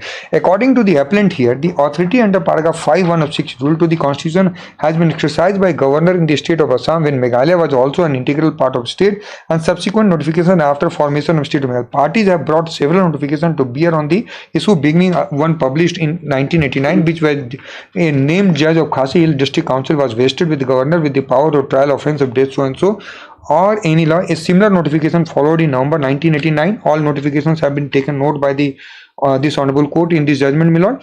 After noting, Milord, paragraph 15, on August 10, 2011, notification issued under the order of governor approved by the appointment of named judge of district council to try the offences, Milord. The named judges are now, after noting all these things, Milord, paragraph 16. It is in such May to 90 appellant question as the ground since the criminal procedure code had not been notified in the state. Milord, kindly mark this. Had not been notified since the at the relevant point there could not be no session division in terms of section 9 of code 1973. And as a consequence, no position as district and session judge. So this judgment, Milord, is supporting me. What was the argument? Argument was that session division is not there, therefore there can be no trial by the session court. This was the precise argument. Now what they are saying is that this judgment is against you. This judgment has been stayed. This part is what has been stayed is different aspect, Milord. But so far as this part is concerned, they are saying there's no confusion. There is no. The second ground for challenge is that since power to try criminal cases pertaining to heinous offence has already been conferred on the named judge by notification of 2000. These are the two grounds, Milord. The governor had no residuary authority to carve out the part of authority and confer the same on the other court. Reading of paragraph 5 of 6 rule as per the appellant is that all the powers had to be conferred on one court, Milord. Kindly mark this. Our officers are not divided and conferred on various courts and officers. The last limb of the argument, though somewhat facetious, is that there is a distinction between court and officer in paragraph 5 of the 6th rule of the Constitution. It must be pointed out that notification of May 19 clearly stipulated that such notification superseded all earlier notification in respect to matters covered thereby pertaining to is causing. To maintain the continuity, then there is a notification of March 17, 2005 by named additional judge of District Council Court was conferred with the authority to try the heinous offences. Next by the name so and so, my lord. These are the notifications which are referred by this honourable court, my lord. Now, paragraph 19. According to the appellant, in view of the 6th schedule of the Constitution, in which the District Council Court taking up all disputes at tribal and another tribal within the jurisdiction, had I been got the opportunity, I would have placed the CRPC notification before the Honorable Supreme Court. That would have been the, so far as this case is concerned, because what the District Council objection is that this judgment is extending CRPC, etc. Because District Council is saying this judgment is not extending. I will read the judgment below.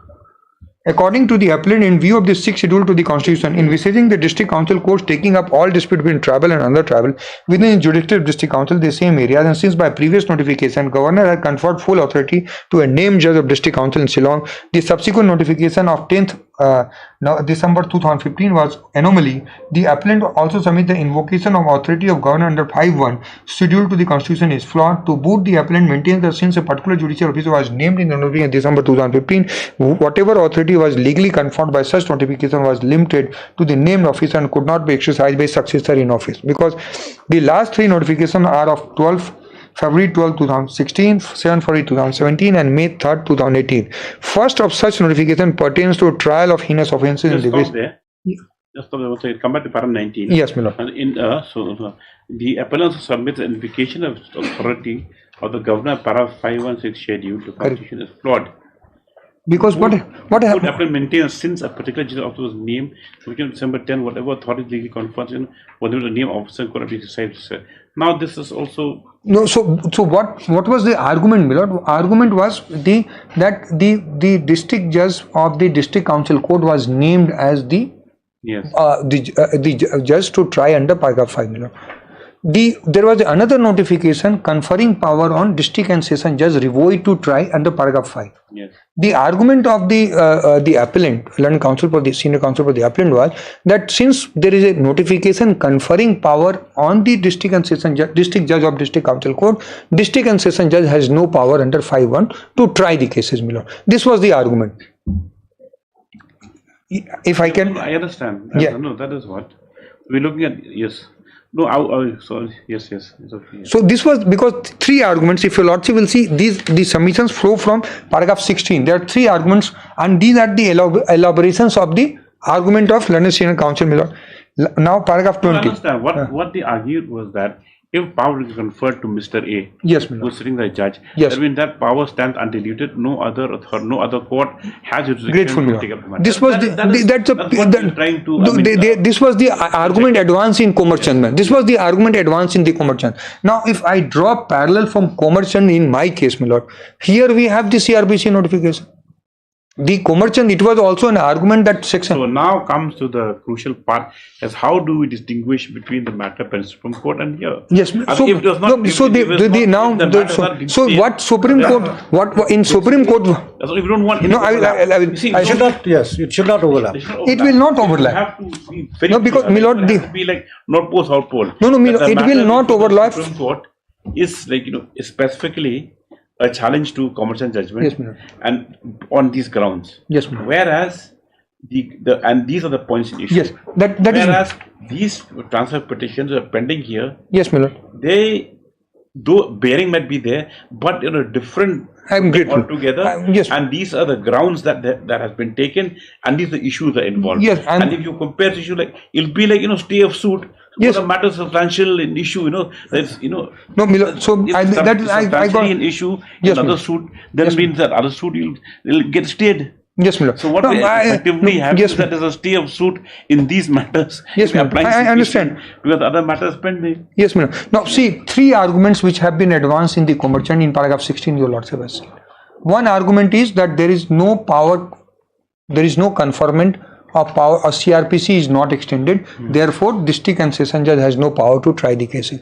That is gone. That is gone. So if it is gone, my lord, second argument is that there is a exclusive, once there is a notification, there is exclusive power on the district and session judge.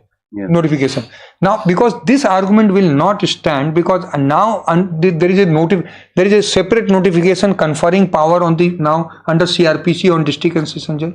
So if so therefore that argument is also not there. So therefore now in this case, my lord, because this was a trial which has taken place when there was no notification of CRPC. So this judgment will have no bearing on the proposition that district, because if this judgment has bearing, this judgment is read to mean that now there is the district and session judge has no power in the state of SLP copy has been filed. I have the SLP. I have the copy of this. I can get a copy. I have the copy of it. Because, my lord, before the Supreme Court, it is there. Last time is whether the notification issued by the government is legal, because this notification is 5.3.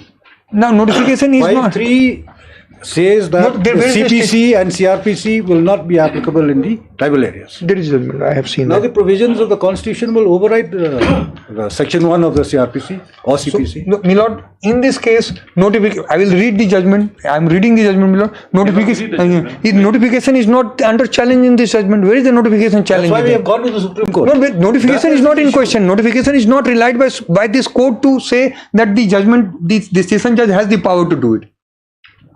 They have gone to Supreme Court. I can't stop them from going to Supreme Court. But the notification is not an issue. Notification is not a state. As on today, if the notification is state, my lord, then district and session judge has no power to try the cases. I will make this statement. As on today, when the CRPC and we have got now BNSS notification also in place, my lord. And out of 11 witnesses have been tried. Those who are victim, who are crying for justice. Why should not the trial proceed in them? And that's a different aspect. But because see, there are two regions, my lord. We lordship will certainly interpret the case laws, interpret the laws. At the same time, at the back of your mind, your lordship will see we have got now 11 districts where all districts are manned. Because if your lordship takes a view that under paragraph 5, if there is a notification, then district and session judge is denuded of power and CRPC notification is not applicable. Then only the matter can be transferred to the district council court, my lord. Other failing which, in my humble submission, it cannot be transferred.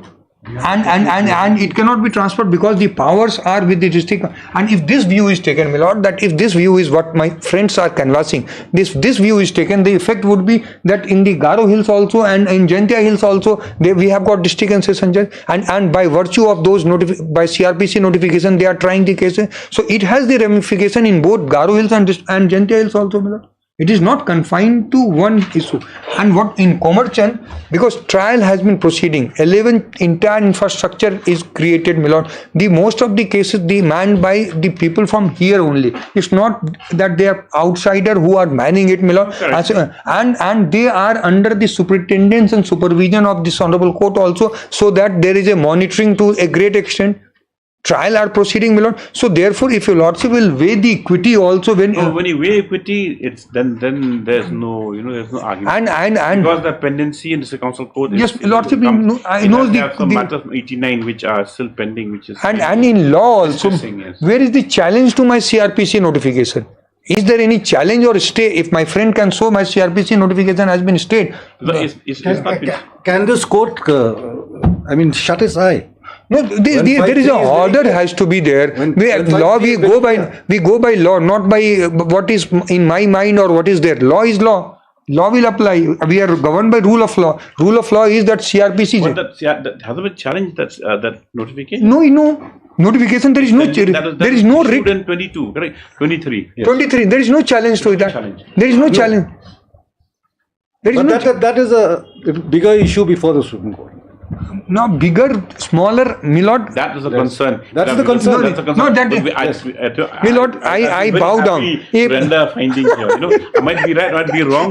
But I will form an opinion and say yes. This is how it stands. But then I should not be, should not be, at what do you call it? My lord, I know. Put to danger. Usurp the authority. Unfortunately, he was my friend only. He was my friend only. We were there in this together as AOR also. Yes.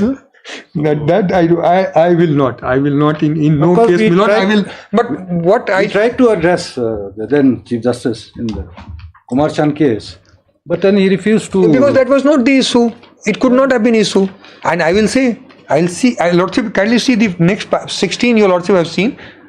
Because if leave has been granted, Mr. Dingo, you see, we can't have these cases hanging That's the thing. fire for At least one way or the state other, you government should file their hanging affidavit fire for, you know, forever. hanging fire Yes. forever, because it'll take another 5, 6, 7 years. I don't know because my 2008 leave granted matters are being taken up now, my lord. The thing is that the state has not filed even But that, affidavit, I will the file affidavit. In the criminal prosecution, but I've been sitting recently and, you know, having a witness being examined. I mean, and after, and you send them back again to and then yes, my lord. Yes, They, you don't even remember their own grandmother's name after 10, 20 years after. we don't remember the facts, my lord. The best course would have been for the state government not to empower the district council. But they're not doing that also. At the same time, they're saying that. Yes, I mean, it's simple. That is the simple. Confer power. Yes. that's a simple thing, my lord. But if you're conferring power at the same time, you said you don't have the power. No, that's a simple. That should not have been done because now we have earlier before 2013 we didn't have the infrastructure. Exactly. And after 2013, that you have to take a policy. and policy. Now also, there's still that we conferring have power. to do on administration side also. Well, and your lordship become will have. mechanical. I mean, and the way law department is functioning. That's a sad state of affairs, my lord. That's a sad because that's a very because You're the head. You're the I will write to the chief secretary to take action. That's the only thing which I can do. That's the only thing which I can say. But who's the chairman of the State Law Commission now? But then the issue would still remain whether the CPC and CRPC can be applied in the that so you have to independently, if you are aggrieved, challenge it. Get the matter adjudicated. But then, Mr. Dingo, whatever you I say, know. CRP, Yes. but then Practically is in the nature of nature. So that is the thing. It's not a question of the letter and the spirit again. So is spirit applied? So that will not, and everyone's entitled to a fair trial. Fundamental principle procedure will apply. And then you apply the other age-old justice, equity, and good conscience. So you're the judge empowered with that. So the fundamental principles applies, and justice, equity, and good conscience. So it's justice, equity, good conscience. So that is those are the doctrines. And so when regular procedural laws are applicable, those are doctrines are applicable. So a judge sitting in any jurisdiction also, whether he is governed by CRPC, he is a judge after all. But then 6th schedule, para 3, para 5.3 says. No, that 5.3, of course, they will not. The only thing they have to modify it. That's all. It has to be by an act of parliament. No, the 5.3 is, my lord, is that 5.3 is only in respect of inconformant. Paragraph 5 only. Yes. I don't confer power, my lord. If I, my lord, CPC and CRPT. simple. I don't confer power, so 5 will not come into operation. If 5 is coming into operation. Repeal the 37 laws. Milord, repeal them and make your new, No, because Milord, after CRPC there is no need for new, because CRPC is the procedure which is governing. Today, Milord, every person is applying for bail under the 437 of CRPC. Charge sheets are investing. Coming back to a matter that was argued also. Yes, Milord. That no matter what, even if you say that applying the CPC or the CRPC ensures predictability about outcome or how you are to proceed the case. But even then, if the Constitution doesn't allow, that means you have to devise other ways to proceed. Procedure has to be. See, so therefore, if the Constitution says that CRPC says that when power is conferred on 5.1, to what extent CRPC will apply and what extent CPC will apply. 5 says this only. But if there is a conferment on those officers, and then those officers will be to the extent governed by the conferment on because that is what it says, my lord. If paragraph 16, if your lord will. Where's that Mr. Ansari's book? No, my lord, will see the notification also issued by the government in 22. You see, they have said that the CPC and CRPC shall be applicable to the court of Meghalaya. They have not said to the state of Meghalaya. No, I will see that. Because of 5.3, my lord will see the notification. I will place that. I'm going to place everything. I'm just putting it systematically, my lord. I have to take your lordship to everything. Now we follow strictly section 2 of the CRPC. Kindly come to commercial. My lord, it's an area which I will try to conclude. 19, if your lordship will kindly see paragraph 19. The difficulty is that to this court, this 6 is a pet topic. So you know which. No, I have been, my lord, arguing and doing these 6 schedule cases for last 15-20 years, my lord, in these matters, my lord, and that is why I was surprised how come both matters got tagged and leave granted, and I was asking that is yeah, this is it. My lord, kindly see paragraph 20 now of the Concession, my lord. Because one thing Mr. Dingdo also see, it says save if expressly provided in the paragraph. Yeah. Let's see in this subsection. So expressly provided, then if 5.1 can allows. Allows. Can it be expressed? But 5.3 says no. 5.3 says no, but it says save if it's not expressly provided. But can you take 5.1 to be an express provision? That you have to see. Yes. Yes, of statute. Paragraph 20, my lord. Yes. The last 3 notifications of February 12, 2016, February so and first such notification pertains to trial of heinous offences of Ceylon, my lord. Third, my lord, kindly see the notifications wording, my lord. This notification which District Council Court. In exercise of power conferred under 1A of Rules of Administration, Justice and Police in Khasi and further and subsequent to Meghalaya Autonomous District Council, my lord, I don't know, read with paragraph 5 of 6 rule of the Constitution, is pleased to confer the district and session judge Revoi with the power of additional district deputy commissioner for trial of all offences punishable with death, so and so. So then all sections, all laws quoted and power is conferred, my lord, on district and session judge. 5.1 also your lordship has said that officers appointed on that behalf. District and session judge is appointed by the governor only, my lord. Now last line, this supersedes all earlier notification to the effect under the aforesaid provision within the Revoi district. The judgment of conviction in the case was pronounced on December 16, 2019 and sentence was also read out in the same day.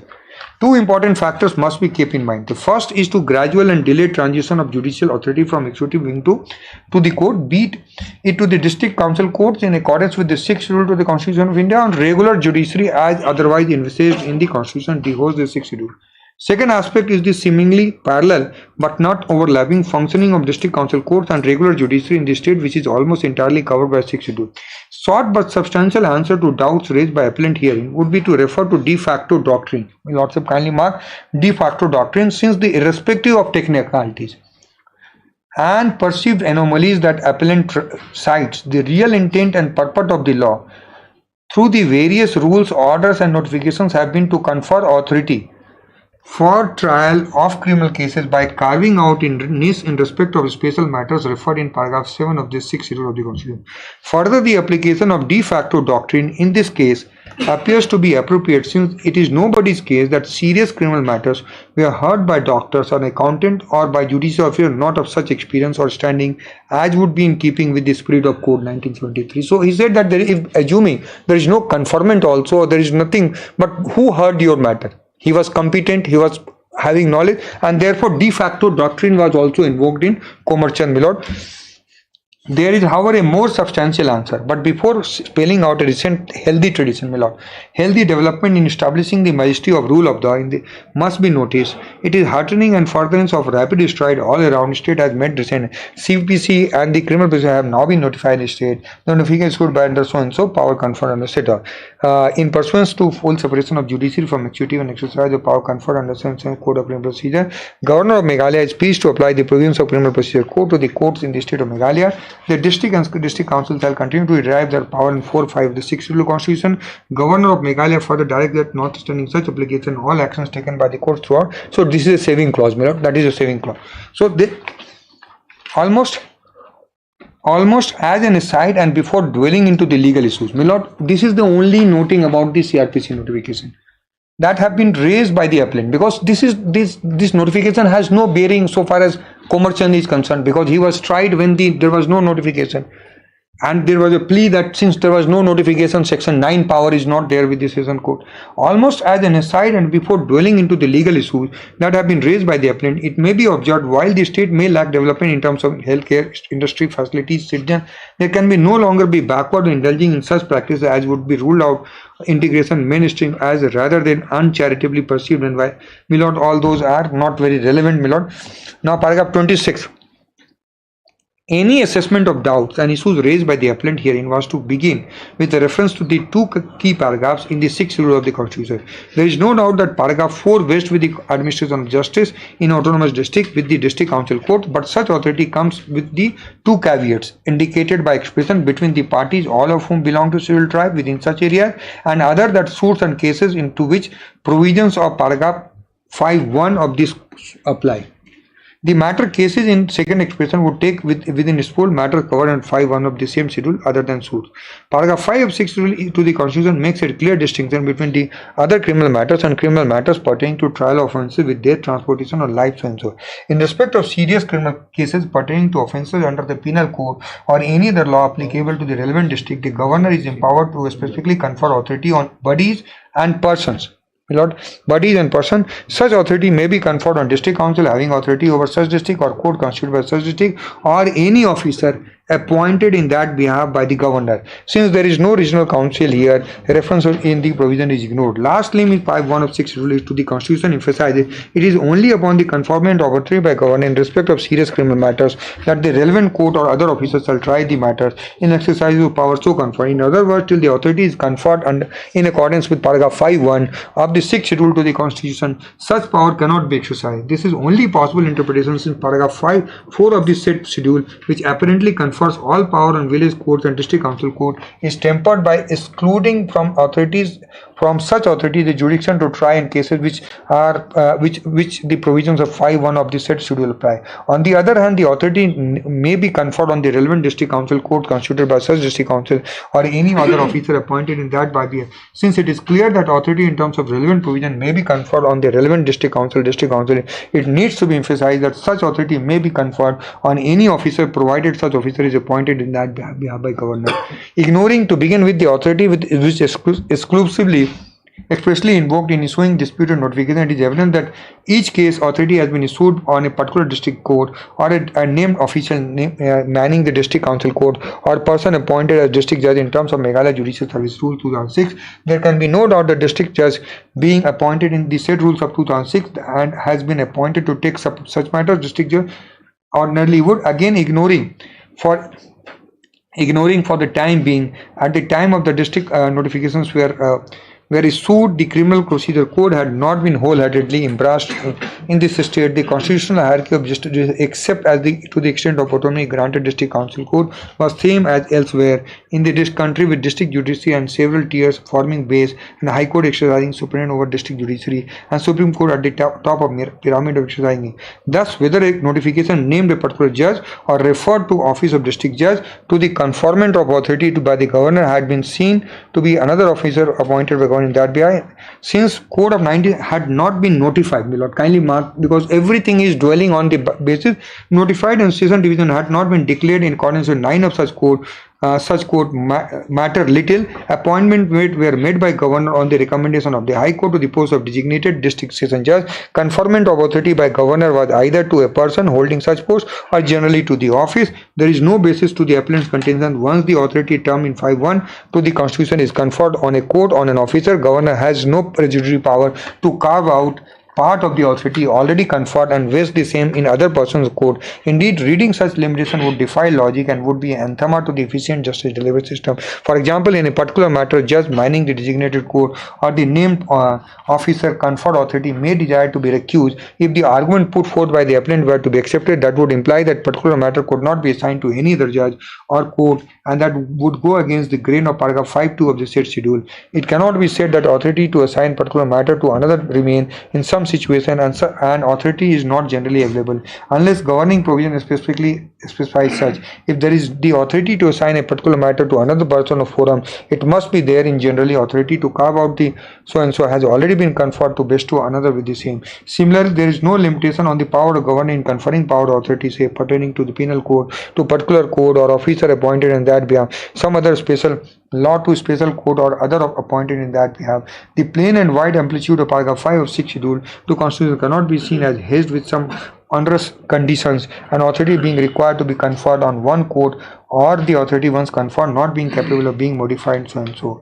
And absent matter to be an unsubstantiated factual submission has been made on behalf of the appellant to the effect that despite the notification of these numbers or other criminal cases with Riboi pertaining to serious where victim and accused are tribals and the offence may have been committed within the jurisdiction of relevant district council, continue on the board to district council. Since these such factual assertions are made deep into the hearing and therefore the argument being closed, the state has not been in position to respond to confirm appellant. However, in view of the second paragraph, both the notifications so and so, the earlier pertaining to trial with the so and so, that is on that issue, Milord. So, Milord, what was the issue? Commercial was the case only whether conferment of power on district and session judge in 5-1 is correct or not after conferment of same power on the district council court. So, if this decision goes in either way against me or in their favor, Milord, the challenge is this judgment, Milord. There is no other challenge in SLP. It will have no bearing whatsoever. Can the court get a copy of this? I will get this SLP also. I will file it. Let me just have a look at it. By tomorrow. I'll file the. I'll have a copy. I will get it copy.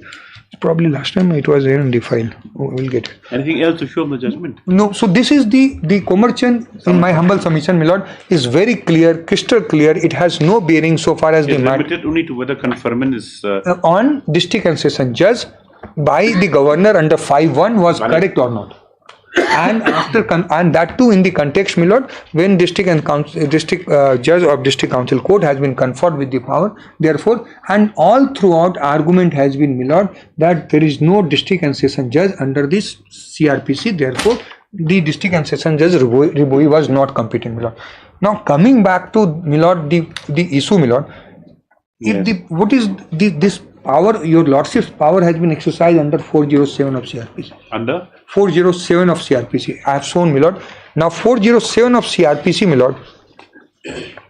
The grounds on which 407 of CRPC is not that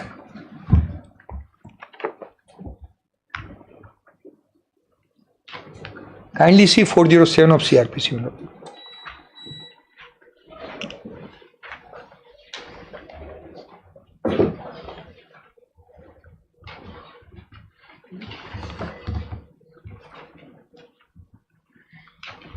Whenever it is made to appear to the High Court that a fair and impartial inquiry or trial cannot be had in any criminal court subordinate thereto, or some question of law of unusually difficulty is likely to arise, that order and see that order on this section is required by any provisions of the court will tend. It won't be important because there's no other provision they could have. No, so they could have gone in writ. The only remedy is writ, my lord.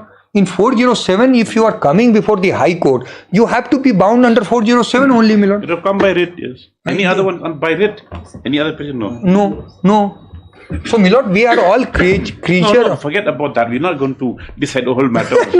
No, my lord. If your lordship will, for a moment, if your lordship takes a view, my lord, I agree with my friend that yes, we are not challenging the jurisdiction of the district judge to try cases. But now, who's to decide which case goes where?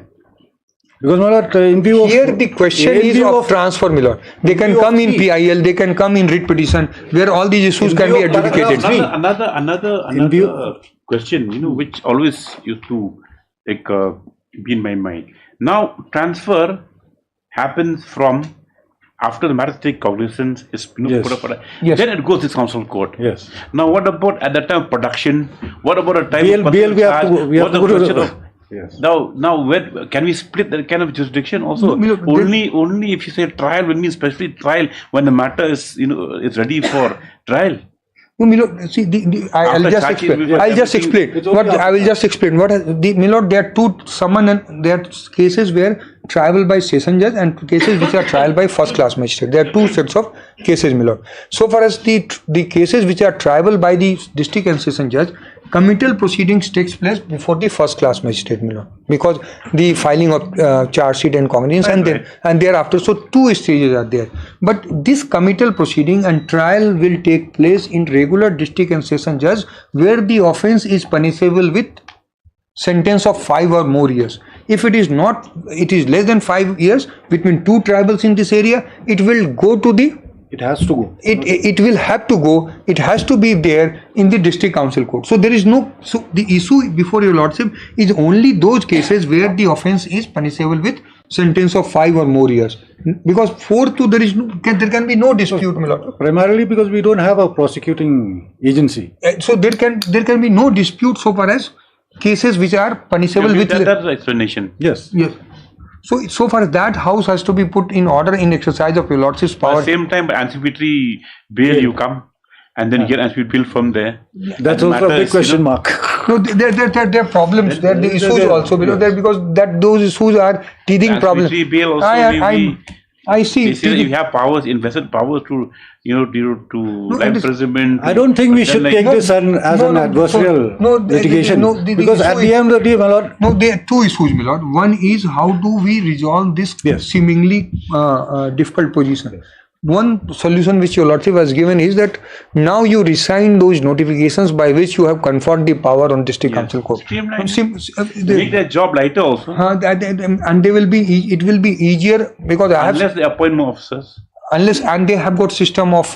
That's what I don't understand. You look at the logistics also. If you talk about equity also. Yes, madam. Now suppose a trial is done in Shillong.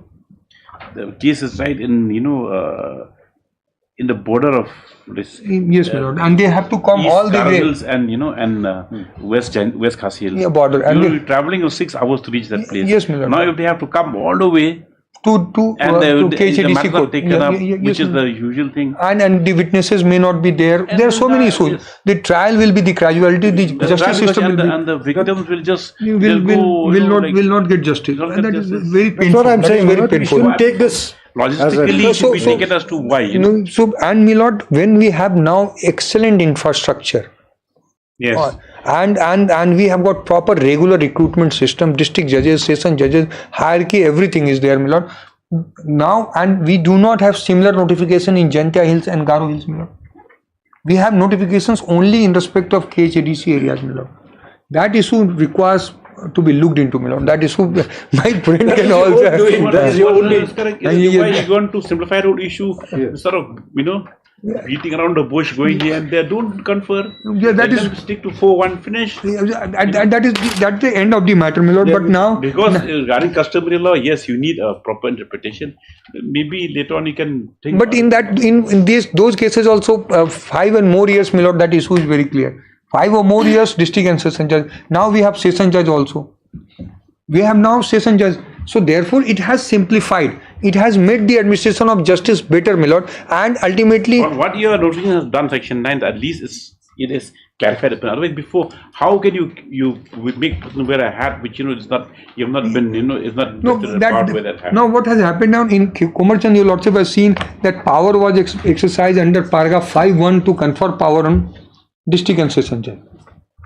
Otherwise, to district and session judge could not have tried the cases because CRPC was not there. Under 37 rules. Under 37 rules also. That rules also. Rules have been repealed by the district council.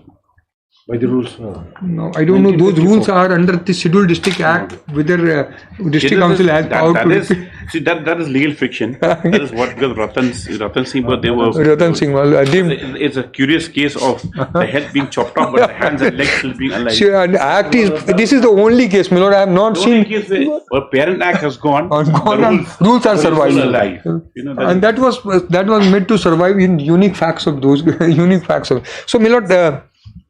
Taking clue, my lord, because now before your lordship they have invoked 407. They have to come under that paragraph. The first thing that I have to is just satisfy myself. My lord, and now I'm coming back. On anybody's toes. No, now, my lord, the notifications are under CRPC, my lord. Now, paragraph 12A, your lordship, kindly see of the 6th schedule. Paragraph 12A of 6th schedule, my lord.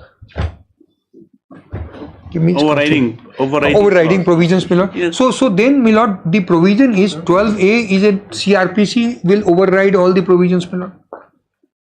Notifications are under CRPC, my lord. But so whether now question before your lordship is it in conflict with?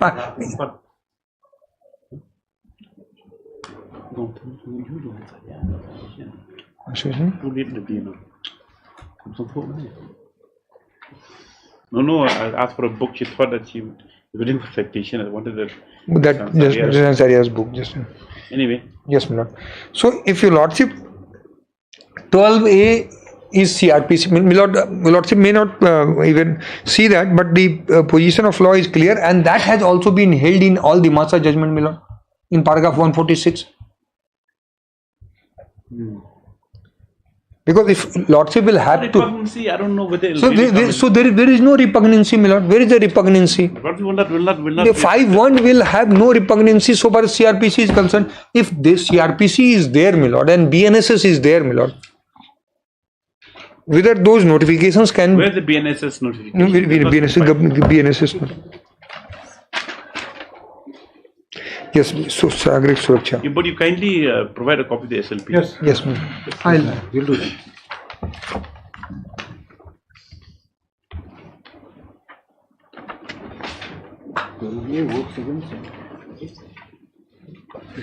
This part, last line, my lord, was for the purpose to allay the apprehension that what we are doing is taking away the power of district council. That was the only. The line you qualified it, your power will be diluted. You can't dilute them. How can we dilute, my lord? I asked that we have no power to do it. Mr. Kinta and so many persons were there in the cabinet. They have to explain that we don't have power to take away. For on this issue, only notification and discussion on this part. There were so many representations, deliberations. It ended with the applicable to the courts. Whatever. So courts are courts. I am talking about whether these session judges courts or not. They are courts. Yes, they are courts. But under section 2 of CRPC, whether you can apply to the courts so if or to areas. No, because CRPC says that insert terms and notification. That I have also seen, my lord. I have examined this from all angles. I knew that the challenge will be there. But ultimately. SLP? Yes. Yeah. When will you do it? Whatever your lordship says. SLP is on the 8th, my lord. No, it won't come up. It won't come. It won't come. Those for before registrar, completion of pleading, etc. It won't come in the because it is a regular. Tentative is on the 20th. 8. No, I want to copy this. SLP. That will get tomorrow. Tomorrow only. Tomorrow only. When do you post for the hearing? I'll just examine it after 1 week. My lord, that presidential hearing is starting from from reference. So, all arguments have to attend. They will be there, and we have to file our written submissions. We have settled out. So that and the day-to-day hearing has been fixed from 19th till 28th, my lord. Till 28th. That is some difficulty. Very interesting. A very interesting question. Yesterday, it's very. Yes. You apply tomorrow, they'll fix the date. We'll fix the date. So this is what my endeavor is, my lord. President Advocate General stop as also other councils appearing in the matters. Next paragraph.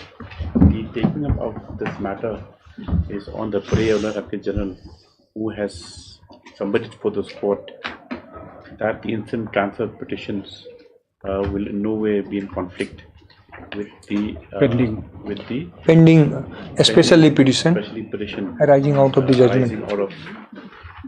The judgment passed in commercial. Arising out of Commercial Singh Wantrich versus State of Meghalaya. Yes, I can. Rising out of dash. Commercial Extension number 17 to February 2023. No, that is fine. Yes, the parties or the council for the also to provide a copy of the specially petitions when filed to enable the court to peruse the same. Grateful. For the orders list on fashion the date. Yes. That's the best thing you do.